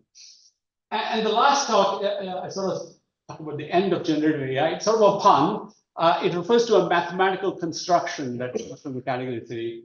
And I'm going to show you a very sort of strange looking form of integral calculus that you can sort of use and sort of say, well, can I compute the integrals from transformer model? And actually you can, and you get strange new beasts that nobody has seen. Like there was this, isn't there a movie called Strange Animals and where you can find them or something? It's sort of the Harry Potter type series. So we're going to construct strange new objects that, the generative AI world has never seen. Okay, so that's the plan. So to begin with, to introduce this idea of this new math, I have to contrast it with sort of the old math. That is the math you already know. Okay, so if you say, well, who is this guy? So you know how do I know who he is? Well, there are 2 ways to answer this question, right? One is you have my US passport. I think that's what you sort of show at the Bangalore airport to get in, right? Well, so that's one way to define my US passport. But this is not the way people sort of interact with each other. So yesterday I was staying in the guest house and breakfast and lunch and dinner. I met different people, and we don't sort of flash out our passports and say, okay, here's who I am. We talk about, okay, where you come from, who do you work with, what sort of things did you do, right? What you like, what you don't like, where have you been? So the way you understand a person is how the person interacts with other things that surround them. It's sort of like the social network model. And one of the most remarkable aspects of the theory I'm going to talk about is you can do this in math. You can take all of math and strip it bare and reconstruct all of math, except with this fundamental idea that an object has to be defined purely in terms of interactions that it makes with other objects, not intrinsic definition of what an object is. So as an almost trivial but illuminating example, if I said, what is an empty set? Can anyone define for me what is the empty set? Empty set. Yes. That doesn't contain elements. Great. Okay, that's the perfect definition, right? What is an empty set? A set doesn't contain any elements, but that is the passport definition. Now I want the other definition. How does an empty set interact with every other set that is possible? It's a subset of variables. It is a subset of every other set, okay? Take union of any set with the union, with the empty set, you get back the union set. Okay, so there are a bunch of ways to define this. One interesting thing in category theory is everything is defined through morphism. So we say, okay, how many morphisms can I construct from the empty set to any other set? And the answer is exactly one, right? So if you do the simple cardinality computation, which is the number of elements in the range raised to the power of the number of elements in the domain. Well, if there's no elements in the domain, it's zero. So the number of elements in the range raised to zero always is one. And what is that? So single function is just the empty function. There's no function, there's no elements in the domain, but there's a unique function, the empty function. So this is a very special meaning in category theory. This is called the initial object. So everything in category theory is initial object, final object. When you have determined that, you have found something universal about what it is you're trying to understand. So our goal is, okay, we want to generative AI. What is the initial object? What is the terminal object? Okay, so what is terminal object? So initial object, from this object, there's exactly one function to every other object in the category, okay? Terminal object is the opposite. From every other set in the category of sets, there's exactly one function to the terminal object. So what is the terminal object in the category of sets? There has to be exactly one function coming in. It can't be the null set because nothing can go in.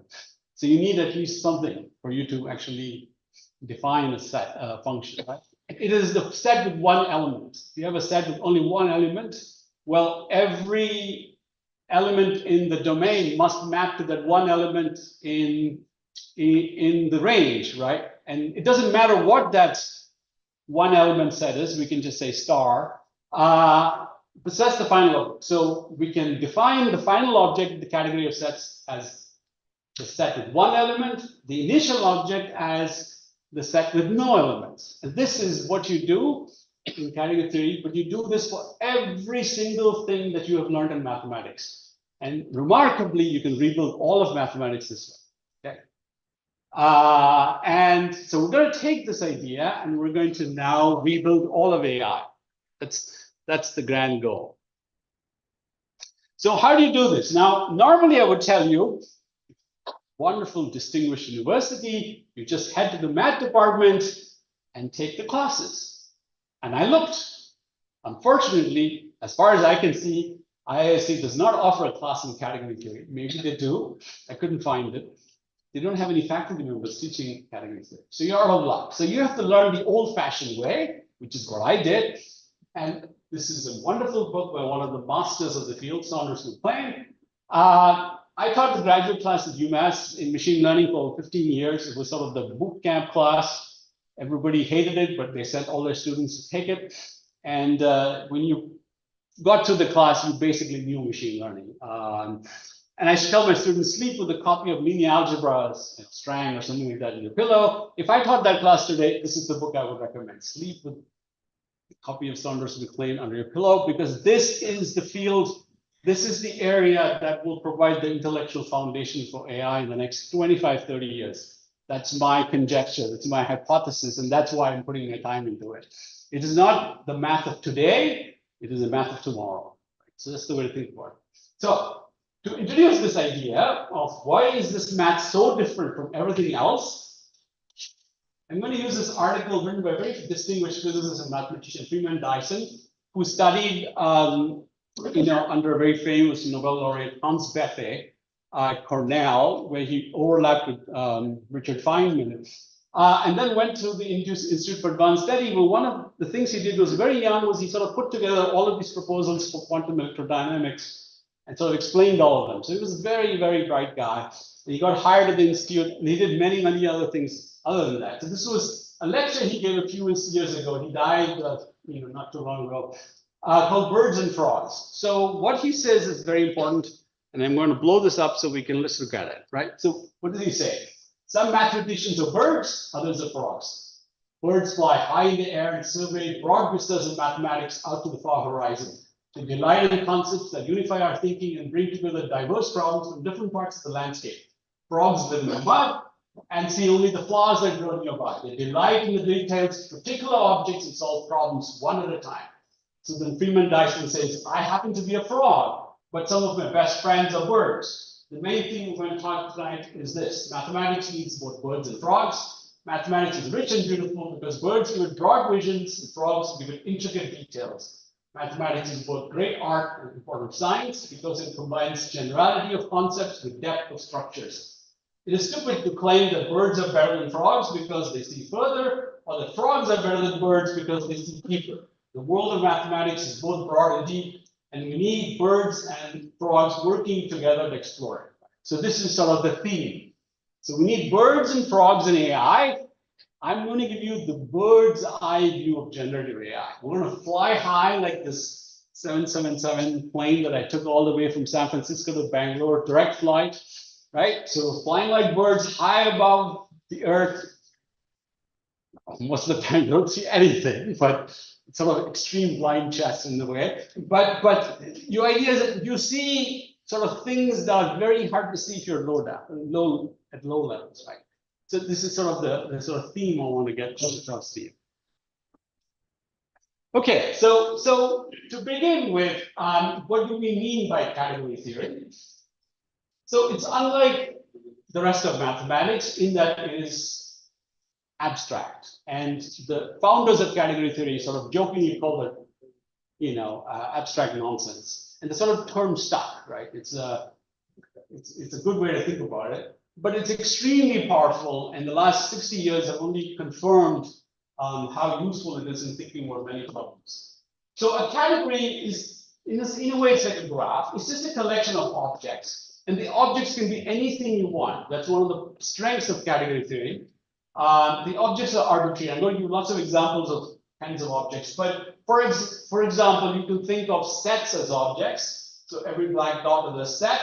And then the category is defined not just by the objects, but the morphisms or the arrows. Between every pair of objects, you must say what the morphisms are. They might be a set's worth of morphisms, right? So think of a category as sort of an infinite kind of graph. You can have infinite number of vertices, and between any two vertices, there may be an infinite number of edges. So it's a very powerful sort of graph representation, right? Objects may be, for example, a topological space, in which case the arrows are continuous functions. The object might be a measurable space, in which case the arrows are measurable functions, and so on. What we're going to do is something really strange. We're going to use generative AI as sort of our category, and I'll show you how to do that. So then we have functors. So the single biggest difference between category theory and the rest of math is functors play a central role. So what is a functor? So when Freeman Dyson says, I happen to be a frog, what is he really saying? He's defining a functor. So what he's saying is, I'm a frog because, like a frog, I do these things, right? So he's not just mapping himself to be a frog, but he's saying he's a frog because, like a frog, he solves problems one problem at a time. He sees things close by. So the idea of a functor is that you not only map objects, you map relationships. Right? So a functor maps every little dot here to a corresponding dot in the range. So this is the domain category, and that's the codomain of range category, but it has to also map the morphisms. So that's very important. Okay, so at this stage, you're saying, okay, this is all very great, but what can I do with this? I need to write Neurus papers. That's what I care about. Okay, so let's start with a Neurus paper. So a few years ago, probably 15 years ago, John Kleinberg, very smart guy at Cornell, published this paper called An Impossibility Theorem for Clustering. Anybody read this paper? An Impossibility Theorem for Clustering. Now, this is remarkable, right? I mean, people have been doing clustering for what, 60 years, 70 years? Statisticians, a famous book by Hartigan from Yale on clustering. How can clustering be impossible?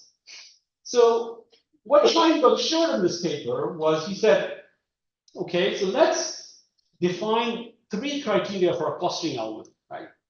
So remember what a clustering method does, and we're going to define it as a function. So what is our input?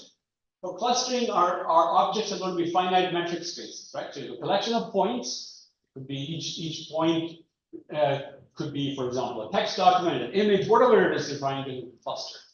So a collection of points with pairwise distances, that gives you a metric space. So imagine that every one of these black dots is a finite metric space, okay? And so what are the arrows? They could be, for example, non-expansive maps. So you take the distance between points, and then you map to another set of points where the distances maybe go closer, right? So that's the input. So clustering is now a functor that maps this to what?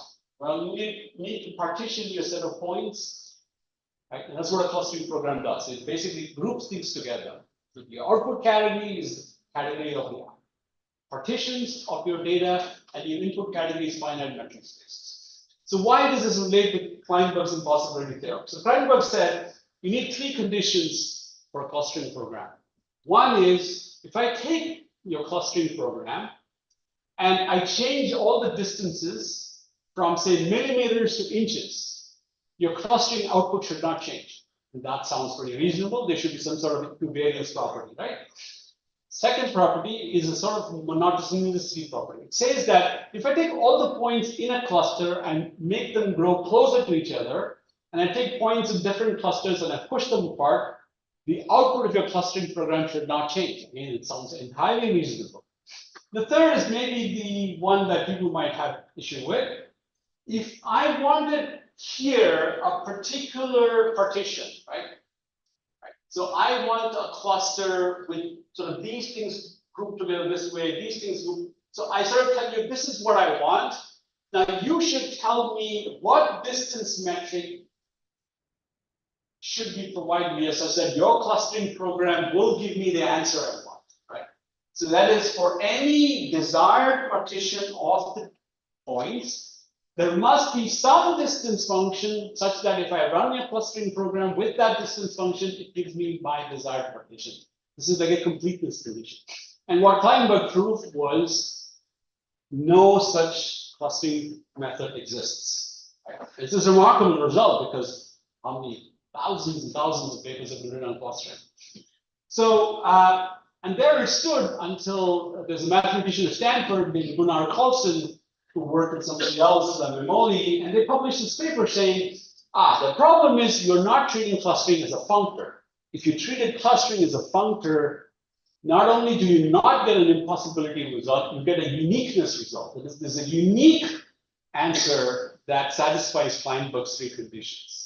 And I won't give you the details of exactly how this is done, but this is a concrete example of how thinking of machine learning as functors gave you a way around this impossibility result. Right? So that's example 1. Example 2 is the best dimensionality reduction method today, widely used in biology. The best data visualization method today is called UMAP, for Uniform Manifold Approximation and Projection.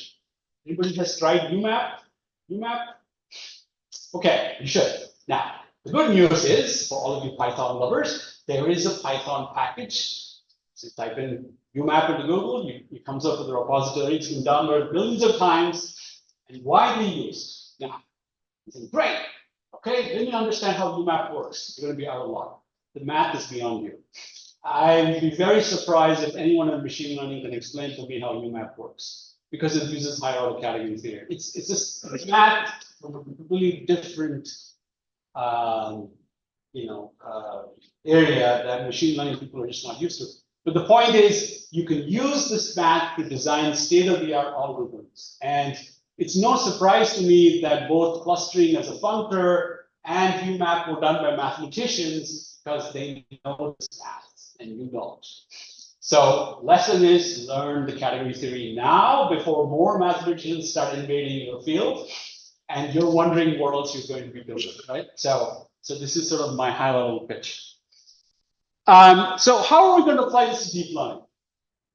So we're going to define the following categories. So what is a deep learning program? So you have a neural network. What is it fundamentally? It's some sort of algebraic structure. It's like a graph, right? So you hook up to a feed-forward network, transformer model, recurrent neural net, whatever it is. So it's some sort of wiring diagram. So we're going to define a category of algebraic structures. Think of every object in this category as a graph, correctly done, right? The morphisms are going to be graphical morphisms, right? So this is our input category. Now, in order to do anything with this wiring diagram, you have to embed it in some parameter space, right? This is the weights of a neural network. So we're going to define a category here. Let's say every object in this category is a Euclidean space. So for example, to make this concrete, think of your transformer model. What does your transformer model take? It takes sequences of tokens of length n. Right? So, and each of dimension d. So you have a Euclidean space of d times n. So we can treat every object in this category of parameters as a Euclidean space of dimension dn. Morphisms are now continuous functions. Now we come here to the most interesting category of all, which is the category of learning. We're going to define abstractly what machine learning is as a category. And when we do this here, this is like a blueprint. It's like a sort of a high-level blueprint for what machine learning is, but we're not tying it down to backpropagation. It's just saying, here's abstractly a way to think about machine learning. And the miracle happens is that now, if I want to use backpropagation, I can basically define a functor that goes from my algebraic structure all the way down here, and voila, out pops backpropagation. But then I can change the functor to anything else I want. For example, Shalabh wrote a beautiful book on stochastic approximation using this method called SPSA, simultaneous perturbation stochastic approximation. I can design an SPSA functor right here, and I get a different sort of way of doing deep learning. So what we're going to do in Gaia is we're going to change this structure to be not graphs, but simplicial complexes, which are more powerful than graphs. And then the rest of the sort of construction goes through just fine. Okay, so that's sort of the high-level plan for what we're going to do. And by the way, I should tell you that I have no hope of getting through my slides today, but the good news is that I'm going to talking tomorrow. So what I don't get through today, I'll say a little bit more tomorrow. And there's papers on this on my UMass webpage that I'll point you to. What are the morphisms in the category? Good question. We're going to come to that. Okay, so here's a big high-level idea. Take your standard generative AI model of today, transformer model that companies in the Bay Area are spending hundreds of billions of dollars on now. They're all sequential models, right? You get your input data stream, you produce an output data stream. We all know how these work. We're going to change this sequential compositional structure to something that looks very, very weird and strange. It's like this three-dimensional, but it's not really three-dimensional, but you can think of it that way. It's this simplex. It's an object that has all of these faces, but every face is like a generative model, and they all talk to each other. And I started to describe this to my manager at Adobe, and I said, okay, think of how an Adobe business unit works, right? So you're the manager of a business unit at Adobe. Bay Area lingo. You get your OKRs, and well, not Jayakumar, he knows what OKRs, but OKR, this is Bay Area lingo. Okay, Jayakumar, what's an OKR? Okay, objectives and key results. So you get your OKR from your manager saying, this is what I want you to do for this year. This is what your bonus and your stock options and all that wonderful stuff is going to be based on, right? You get yours back. What do you do as a good manager? You put your subordinates and say, okay, I'm going to tell you guys what your OKR is. Because if you do well, I do well, and if I do well, my manager's happy and we're all happy, right? So this is the sort of way companies work. And so this Gaia model works like that. Every simplicial complex is a bunch of sub-simplicial complexes. Each of them is sort of transmitting requests and sort of communication back and forth, kind of like backprop, but it's much more hierarchical. And so that's why we need sort of this different kind of math to make this all work.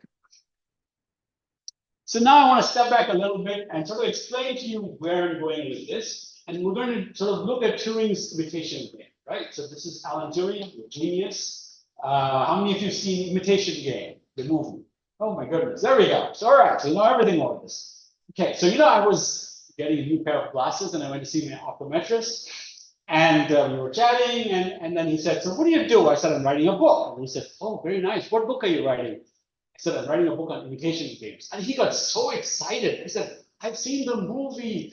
Tell me what your book all about. And then I had to tell him, and I said, I'm not going to tell you math. I'm just going to tell you what this is all about. I said, oh, this is good. So people can relate to imitation games.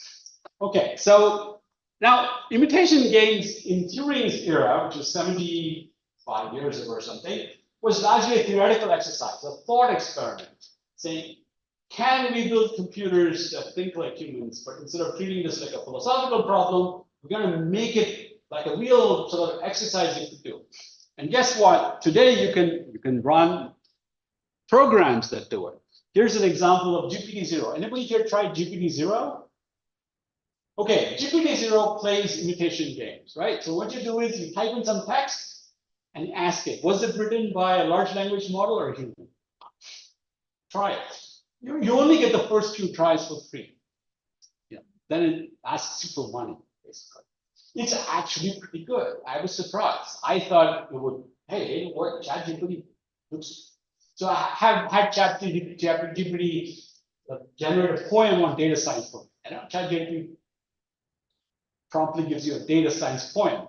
And I plugged it into GPT-0 and it said 95% probability was written by AI. I was very impressed. Wow, so how's it working? Well, the guy who started this company isn't saying, obviously, it's IP. He's not going to tell you how he's doing this. We imagine that there's some statistical signature to the way language is produced by an LLM that you can pick up. And it's different from the way humans speak. Obviously, we don't have a transformer model in our heads. We have something far more sophisticated, I think. So in some sense, transformer model is a fake, right? It produces output that looks human, but it's not really human. So in order to sort of, we're going to generalize this, and to give you a little sense of what this is, what is the transformer doing? It's getting some sequence of tokens. It's going to produce an output series of tokens. It's trained to do this over enormous amounts of data using enormous amounts of compute, right? Let's take a different example of this, and this comes from some work that my dad used to do. So my dad was many things, but one of the things he was most proud of was deciphering ancient languages. Right? This is one he spent 40, 50 years of his life on. This is from 2500 BC. Here's sort of this language, and here are the tokens of this language. It's undeciphered, although there are lots of claims of decipherment, there's no agreement, right? So it's pretty much undeciphered. So unlike the Egyptian hieroglyphics, it's undeciphered. Now, so imagine you get tokens, you're corresponding with someone, some entity out there, and you get back tokens and they look like this. And you're thinking, what is this? You don't understand what this is. And the first question you might ask is it even language? So if you get tokens back, and they're just random tokens, how do you know it's language? So one thing, let me just ask you, how would you tell if something is language? It doesn't matter what language it is. Is it language or is it something else? Well, as you can guess from the title of this paper that my dad wrote, you can use information theory, right? Now I have to tell you a story about this paper. It's a very, very embarrassing story, right? When you get to be my age, you share all the embarrassing stories about your life in the hope that you will learn from my embarrassing stories. So for years, my dad used to tell me, oh, you're just a smart guy working on AI. Why don't you help your old poor man with his research? And I used to say, Dad, I'm too busy. I got to get tenure. Or I'm too busy. I got to finish this grant proposal. I'm too busy. Blah, blah, blah. I kept making excuses. And then every weekend for the last all the time he was alive, we used to talk on the phone. Every weekend we talk. This is not the usual father-son conversation. He would tell me what paper he's working on, and I would tell him what paper I was working on. His only complaint was, he should tell me, Sridhar, when are you going to write papers in English? Because I don't understand any of your papers. And I would complain about saying it to him. Anyway, so one time I called him, he said, I've been working with hidden Markov models. You know, I don't know what your dad does, but my dad is about as far removed from hidden Markov models as you can imagine. I said, how in the world did you end up learning about hidden Markov models? It turned out he talked to Rajesh Rao, who's a professor in the University of Washington, Seattle Department of Computer Science, Machine Learning, and he was smart enough, unlike me, to sort of say, well, I can work with Mr. Mahadevan. He's had some cool work. And he was here, he might have been at IISc for a while, I think. But anyway, he somehow got in touch with my dad, and before long, they started working together, and out came this paper in Science, a very prestigious journal. It should have been me on this paper if I had listened to my dad and worked with him. So what did I do in this paper? They said, let's take sequences of tokens from IndiScript and ask a simple question. We're going to compute the conditional entropy, which is how does the sequence compress as you take longer and longer sequences. And let's compare it to known languages. We can compare it to programs. We can compare it to DNA sequences. We can compare it to random stuff. And what did they find? No surprise, or maybe surprise, it compresses just like other languages. So the languages have a certain uncertainty to them. They're structured, but not too structured. So for example, Python code or Fortran code or C code compresses far more than language compresses. Right? So this is sort of the higher level view of what we're trying to do. We have some object, in this case it's IndiScript tokens, and we want to understand this object, but at a higher level of abstraction. That's what we're trying to do. So I'm going to tell you about the most important theorem, in my view, of the 20th century, that you should, if you have time to learn only one mathematical result in the next year or 2 or 5, this should be it. But it is not an easy result. So as an example, Terence Tao is a very famous mathematician who works at UCLA. He was a child prodigy. He won the Fields Medal. It's a Nobel Prize in mathematics. And he wrote a blog recently saying, boy, I'm having so much trouble with the Yoneda lemma. And Terence Tao has trouble with the Yoneda lemma. So the reason the Yoneda lemma is difficult is because it's the bird's level mathematics. It's not the frog level mathematics. So you have to understand what it's trying to do. What it's saying is objects can be defined completely by interactions. Just like we just did for the empty set, single point set, you can do it for every single mathematical construction, Cartesian product, anything you want. This is a fundamental principle that applies all across mathematics, right?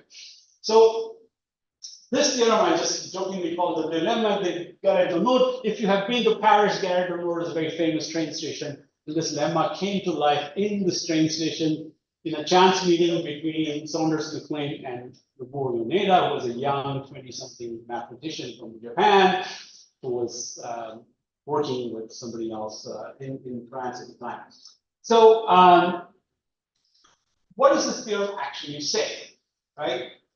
So let's try to parse it out a little bit. So here C is a category. So we've already seen some examples of categories, right? Sets, measurable spaces, logical spaces, whatever. X is an object in the category. So this is the crucial part. This is called the Yoneda embedding. Think of it like an extremely powerful version of kernel embedding, but far, far more general than kernel embeddings. So when I take an object in a category and I construct this, I'm constructing a functor. This is sometimes called the presheet. So what is this functor? It's basically saying, if I take an object X, this is telling me all of the morphisms or arrows that go into X, everything that flows in. Okay. So if I assume that this category is a category that is locally small, that has a sets worth of morphisms between any pair of objects, this functor maps the category to sets. So this now says, okay, I put an X, I'm looking at everything that goes into X, and out pops a set, namely the set of morphisms that go into X, right? So this is a functor that maps object X into a set. Now what Yoneda showed was if there is any other functor, F, whatever that functor is, that maps the category also set, you can completely define that by this representer. So this is a universal representer for all set valued functors on this category, right? And so he showed that by showing that there is an isomorphism between this structure. Now, what is this? This is the set of morphisms as well. But here, the morphisms are over this functor and this functor. So basically now, instead of the morphisms between objects in the category, we're now going between functors from one category into another. So we're at the next level of abstraction. But in category theory, everything behaves the same way as you go up in the abstraction level, right? So remember, we're thinking of backpropagation as a functor. So if I take backpropagation as a functor, and I take stochastic approximation as another functor, then I can look at how do these functors interact. They interact through natural transformations. And this says the set of all natural transformations between the Yoneda embedding and any other functor is isomorphic to whatever this functor f does on object x. So this is the statement of the Yoneda lemma in its full generality. Now you can plug in different kinds of categories. For example, let's say we want to do clustering. I think I just lost my audio. You hear me? Okay, I'll speak louder. Functor basically takes an input category and maps it an output category, just like a function. But correction functor. Yeah, so you take all functors and make a category out of functors. So supposing I want to do clustering with this idea, what is my category? It's a category of finite metric spaces. Okay. Now, here's the beautiful thing you can get with Yoneda. What if my metric spaces had non-symmetric distances? Right? So the distance function is not symmetric. So years ago, I think something like 20 years ago, I wrote a paper in ICML called total value functions, which was in a way an influential paper. And total value functions were all over non-symmetric distances, right? In reinforcement learning, the reward you get for going from state X to state Y, which is in some sense the effort it takes to go from X to Y, can be very different from the effort it takes to go from, say, Y back to X. So running uphill is not the same as running downhill, even though you're going to do the same pair of points. So you need non-symmetric distances in reinforcement. So I came up with that through a graph construction using a graph velocity. But the Yoneda lemma gives you a very powerful way of constructing non-symmetric distance representers, which have, I think, very interesting implications for the design of future algorithms. Okay, so this is sort of the idea of natural transformations. You have the input category, the functor maps it to an output category. You have multiple functors that do it. So think of this as backpropagation. This is stochastic approximation or anything else you want. Then how do these functors, you can form a category of these functors. How do they interact? They interact with non-actual transformation. So what is this saying? This is an example of what's called a commutative diagram. So remember that a functor maps an object to another object in the range, but also maps a morphism to another. Okay? So if I take an object C, functor F maps it to FC. FC lives in the category D because it's mapped. So C lives here, FC lives there. So this is FC. And let's say I have some morphism F in this category that maps C to C prime. So since F is a functor, it must map F from here to there as well. That is FF.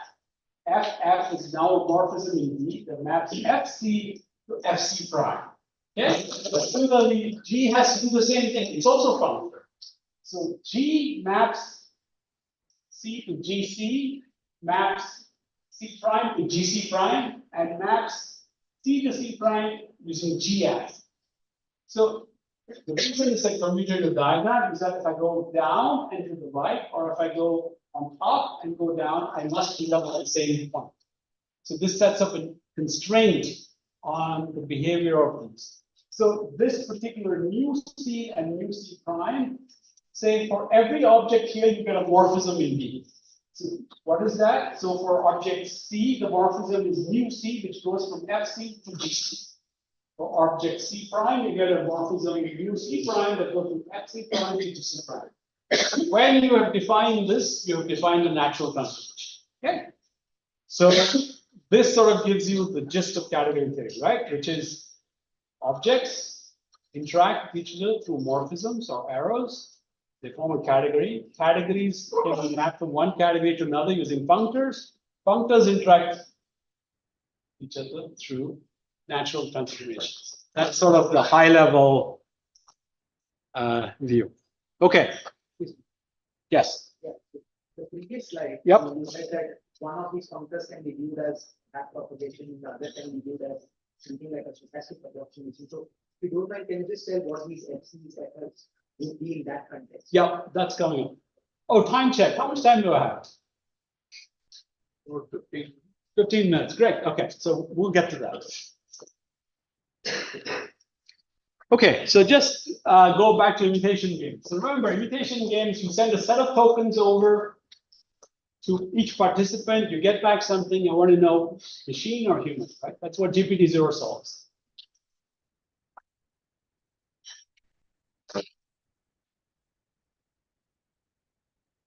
So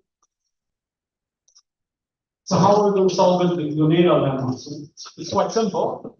In theory, this is remember, it's all theory. So we say that we take the set of all inputs that we give to a participant, and we construct the Yoneda embedding of that.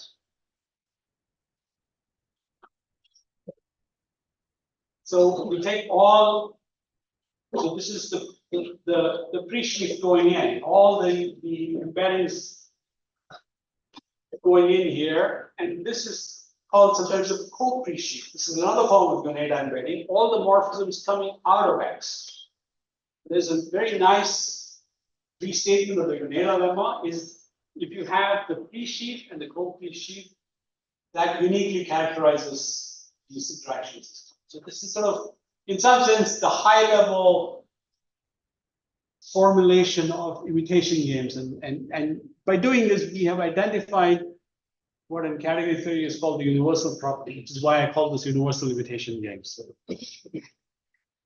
now I'm going to introduce the sort of a little mind-blowing, but here it is. It's famous physicist Maxwell, and since I came from a WE background, I did an undergrad at WE. Maxwell was kind of, I hate to say this, but the bane of my existence for a few years because we had to solve Maxwell's equations and lots of problems in electromagnetics and fun stuff, but it gives me sometimes nightmares to think of all the stuff I have to do. A few years ago, I actually was invited to give a lecture at the University of Edinburgh, and I taught at the James Clerk Maxwell building. Really amazing to be in the building where he taught. So I'm going to modify Maxwell's statement using Yoneda's famous work, the next thing he did. And I'm going to claim the true logic of generative AI lies in something called the calculus of co-ends. Ends. It's a very strange thing. This is a nice new book that's just come out on the calculus of co-ends. So what is this thing? It's the form of integral calculus, but very kind of abstract. So here we have a functor that we want to integrate this functor over all objects in a category. But this functor takes two arguments. The first argument, it behaves contravariantly with respect to this. I'll explain that later, what that is. And it behaves covariantly. So think of the contravariant as all the things coming in, and the covariant is sort of all things going out. It's a rough idea. So remember integral calculus, right? For example, let's take a Gaussian PDF or something. Remember, you can write the probability density function. And in order for this to be a valid PDF, if I integrate this out, namely, if I get the area under the curve, it must be 1. That's what makes it a probability distribution. So you're going to rig up your Gaussian definition, and you divide by the normalized where it's 1, right? That's sort of the trick. So you start with a function, in this case, a probability density function. You integrate over some domain. It could be reals, it could be complex, it could be multidimensional, it doesn't matter. You get back a scalar value, in this case, 1. That's exactly what this does. You integrate out the functor over all objects in your category, and it produces something that doesn't depend on C anymore. What does it depend on? whatever f maps to. So if f maps some input category to an output category, the result of this integral must be an object in the output category. And you can do this in two ways, using coends and ends. And remarkably, coends are initial objects, and they end up giving basically topology, geometry, topology, all the stuff, topological embeddings. UMAP is doing this. UMAP is literally constructing a coend object from data.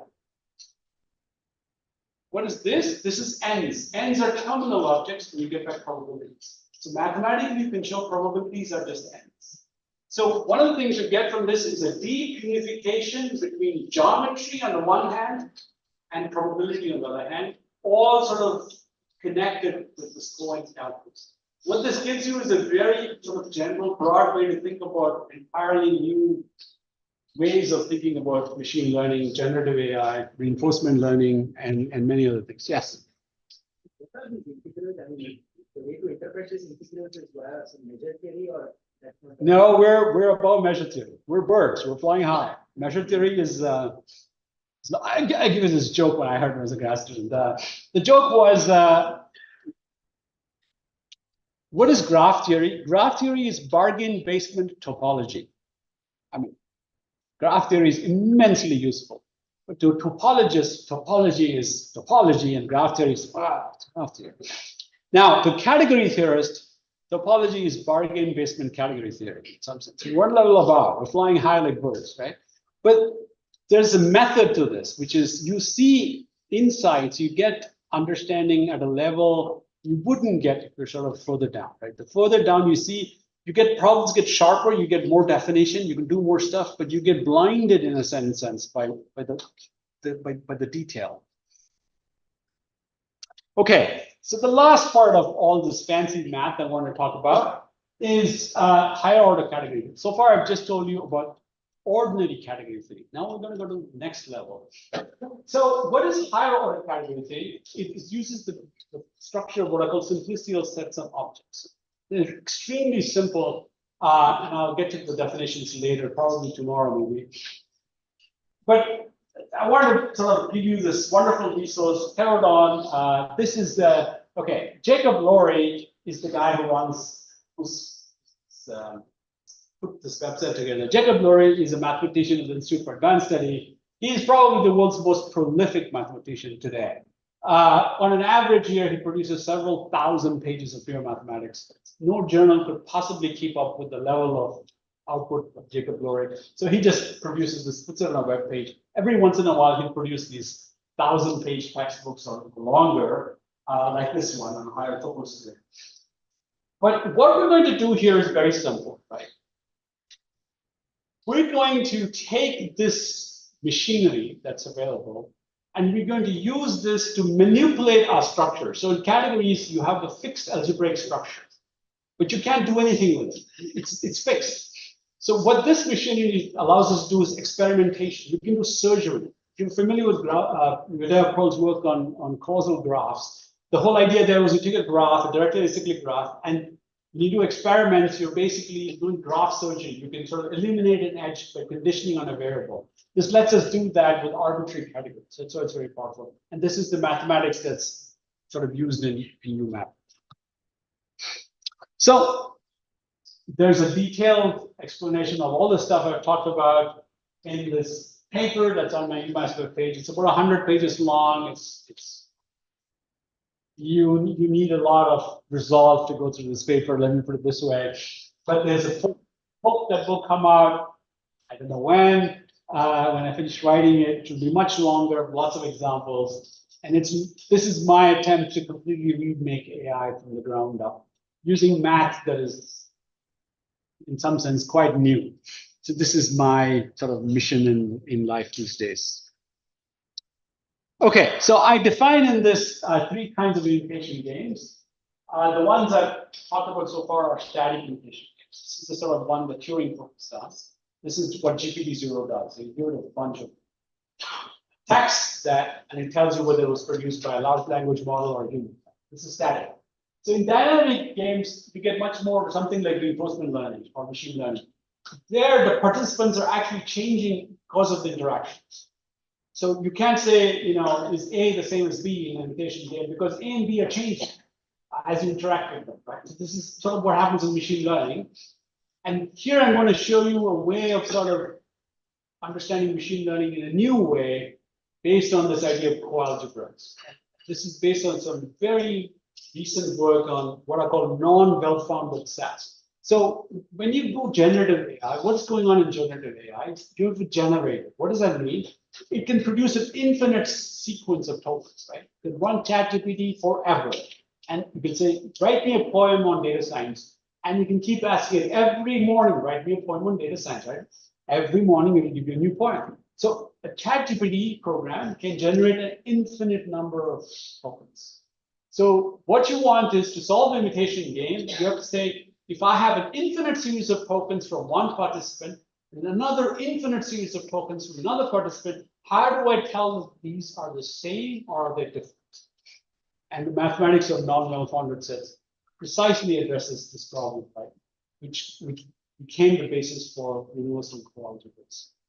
And the last part is something I won't get to, which is the evolutionary imitation game, where the participants are changing, but they're also going extinct, right? So they get replaced by other participants that are more fit. So for example, we see this COVID. COVID is playing an imitation game with us where it's either we survive or COVID survives. And every time we come up with a vaccine and we try to fight against COVID, it mutates. And the latest strain in the US is J1N1. COVID has not given up. It's fighting all the time.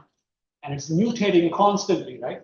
So evolutionary imitation games are very different in the sense that there's mutations and there's reproduction and selection going on. And it's a very different paradigm from the rest of machine learning. Okay, time check. 5 minutes, great. Okay, so the last part I want to tell you is why even do any of this, right? I mean, isn't deep learning solved? I mean, we're having all these wonderful programs. Companies are making billions of money. The stock market is in, the market cap is in the trillions. Does anybody care anymore? Why? Well, because believe it or not everything is as rosy as it seems. What is the biggest challenge today for generative AI? For all of these companies, they're running out of energy, right? So there's no more room. ChatGPT, GPT-3, GPT-4 costs about $1 billion to train. The CEO of Anthropic recently said that the next models are going to cost $10 billion to train. How much more can we go? 10 billion. I mean, in the Bay Area, if you're a millionaire, you're like poverty level status. Millionaire in the Bay Area, well, it's not going to go very far. If you're a billionaire, okay, now you actually have some money because you did a startup. That's it. So, the Bay Area scales are different, but even in the Bay Area, you start very quickly getting to the point where we're running out of money, we're running out of energy.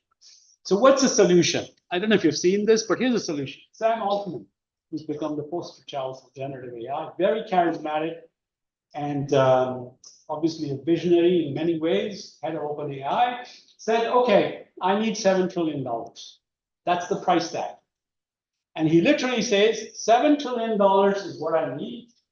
You can either grind to help secure our collective future, or you can write substacks about why we're going to fail.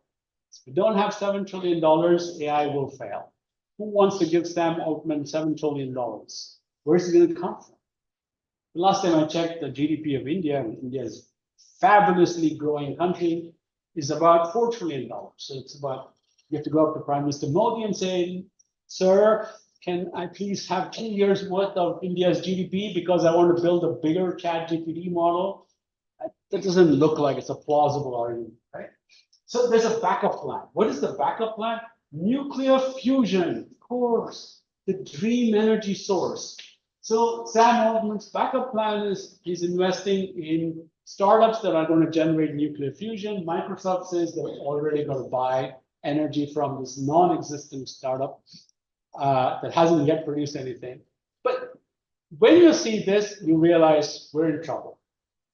We're in trouble because the energy demands of these models This approach is so high that we're going to quickly run out of money, energy, chips, and there's nowhere else to go.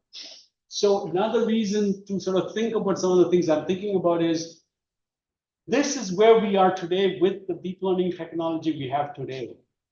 Despite the fact that over the last 10 years, computer chips, graphics processing units, et cetera, algorithms have gotten so much more sophisticated. Cost of doing deep learning is 1,000,000 times more today than it was in 2014 because we're doing more with it. So in another 10 years, it'll be 1,000,000 times more than what we have today, and we just can't afford that. So something else has to happen. So this is sort of the high level pitch. The last thing I want to do before I leave you, and I'm going to talk about how backdrop is functional tomorrow, not today, so you're going to have to wait for that. What is going to happen with the worldwide population? This is sort of the most mind-blowing projection I've read recently, so I had to share with you. Okay, today the population of the world is 8 billion. Okay, 1.5 billion from India, another 1 billion something from China, and so on. But according to this New York Times article, which is based on a lot of interesting science, things are not looking good. What's happening? Okay, so we're 8 billion now. In about 30, 40, 50 years, maybe we'll get to 10 billion. Then what happens? It's bad news. Why is it bad news? Because if you look at this, it's sort of showing fertility rates across the world. So this bar is 2.1. That is, an average family must produce 2.1 children in order for the population in a country to sustain itself. China is 1.2. That's too low. So China faces a very serious problem. Japan is less than 1. Korea is less than 1. A lot of countries in Europe are 1.2, 1.3. Right? India just dropped below 2.1. So the only countries where population rates are quite high are very small countries. In Africa, for the most part, where they're 5 and 6, but that's not enough.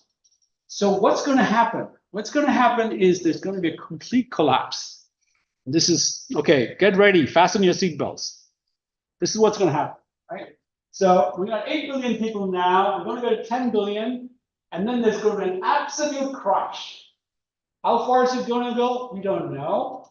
In 1000 BC, we were 100 million people. We could get back to 100 million people in 150 years. Imagine that, only 100 million people left.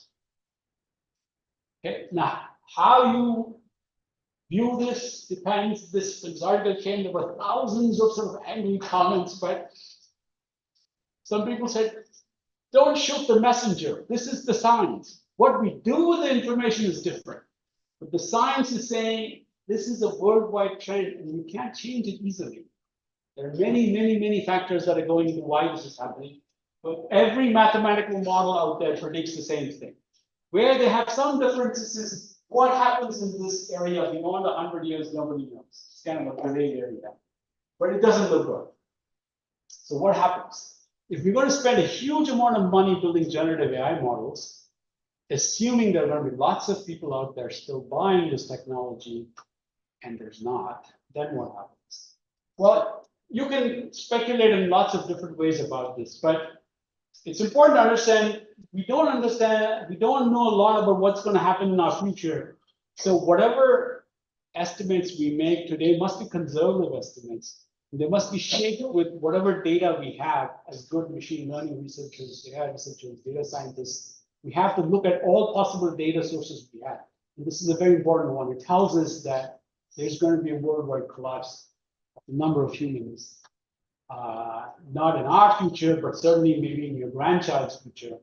And so we can say, oh, well, yeah, well, all humans are going to be replaced by robots. Great. Okay, AI, it's great news for AI. This is why I was in AI. This is why I'm doing AI. So there is a good news part of this. But then the cost of doing AI technology is so expensive. Can we even afford to do it? Lots of questions. Okay, I've taken up enough of your time. Thank you very much.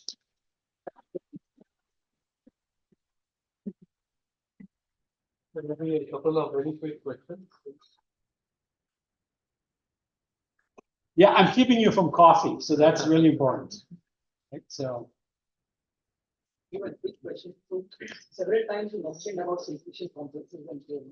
Why are they better than hypergraphs or maybe graphs in this country? Yeah, they're related to hypergraphs, but this is again a level of abstraction above hypergraphs. So when you think of hypergraphs, you're still in the model of graphs, except now your adjacency is between pairs or groups of vertices. So simplicity of complexes, there's a notion of hierarchical structure, which is not there in hypergraphs. Is that advantage? Yeah, absolutely, absolutely. Yeah, that's the goal. Yeah. Alright, so thanks. Can you give a guarantee that new models that you build using your architecture that will be more energy efficient? That's a great question, and the answer is I can give no guarantees whatsoever, because this is all theory. As I said, this is all theory. So in order for us to build a new future, we have to first dream it. We have to imagine it, right? And right now, think of it as I'm in the imagination state. I'm saying the current approaches I don't see as being feasible. Nobody believes that the current deep learning technology will survive beyond 5 to 10 years at most. So that means now is the time all of you guys should figure out what you're going to be doing before we burn out of all our energy resources, right? So this is the challenge we face. And one of my goals in coming out here is to impress upon you the seriousness of this problem. This is a very serious problem. Don't get fooled by what you see today in the press. This is just today's news. The trends are very bad. The trends are companies are running out of money, of energy resources to train these models. And so, yes, we need new hardware technologies. Maybe quantum computing will help. Maybe nuclear fusion will help, but this is all clutching at straws. What I'd like to think about is, are there fundamentally new ways to think about deep learning, about machine learning that can help, right? This is the angle I'm coming from. So thanks a lot, Sridhar. Yep, thank you.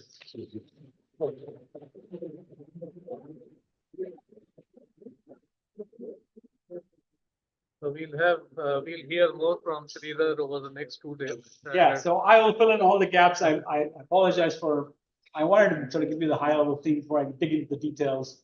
So tomorrow, backdrop is a functor. Why simplicity and complexes?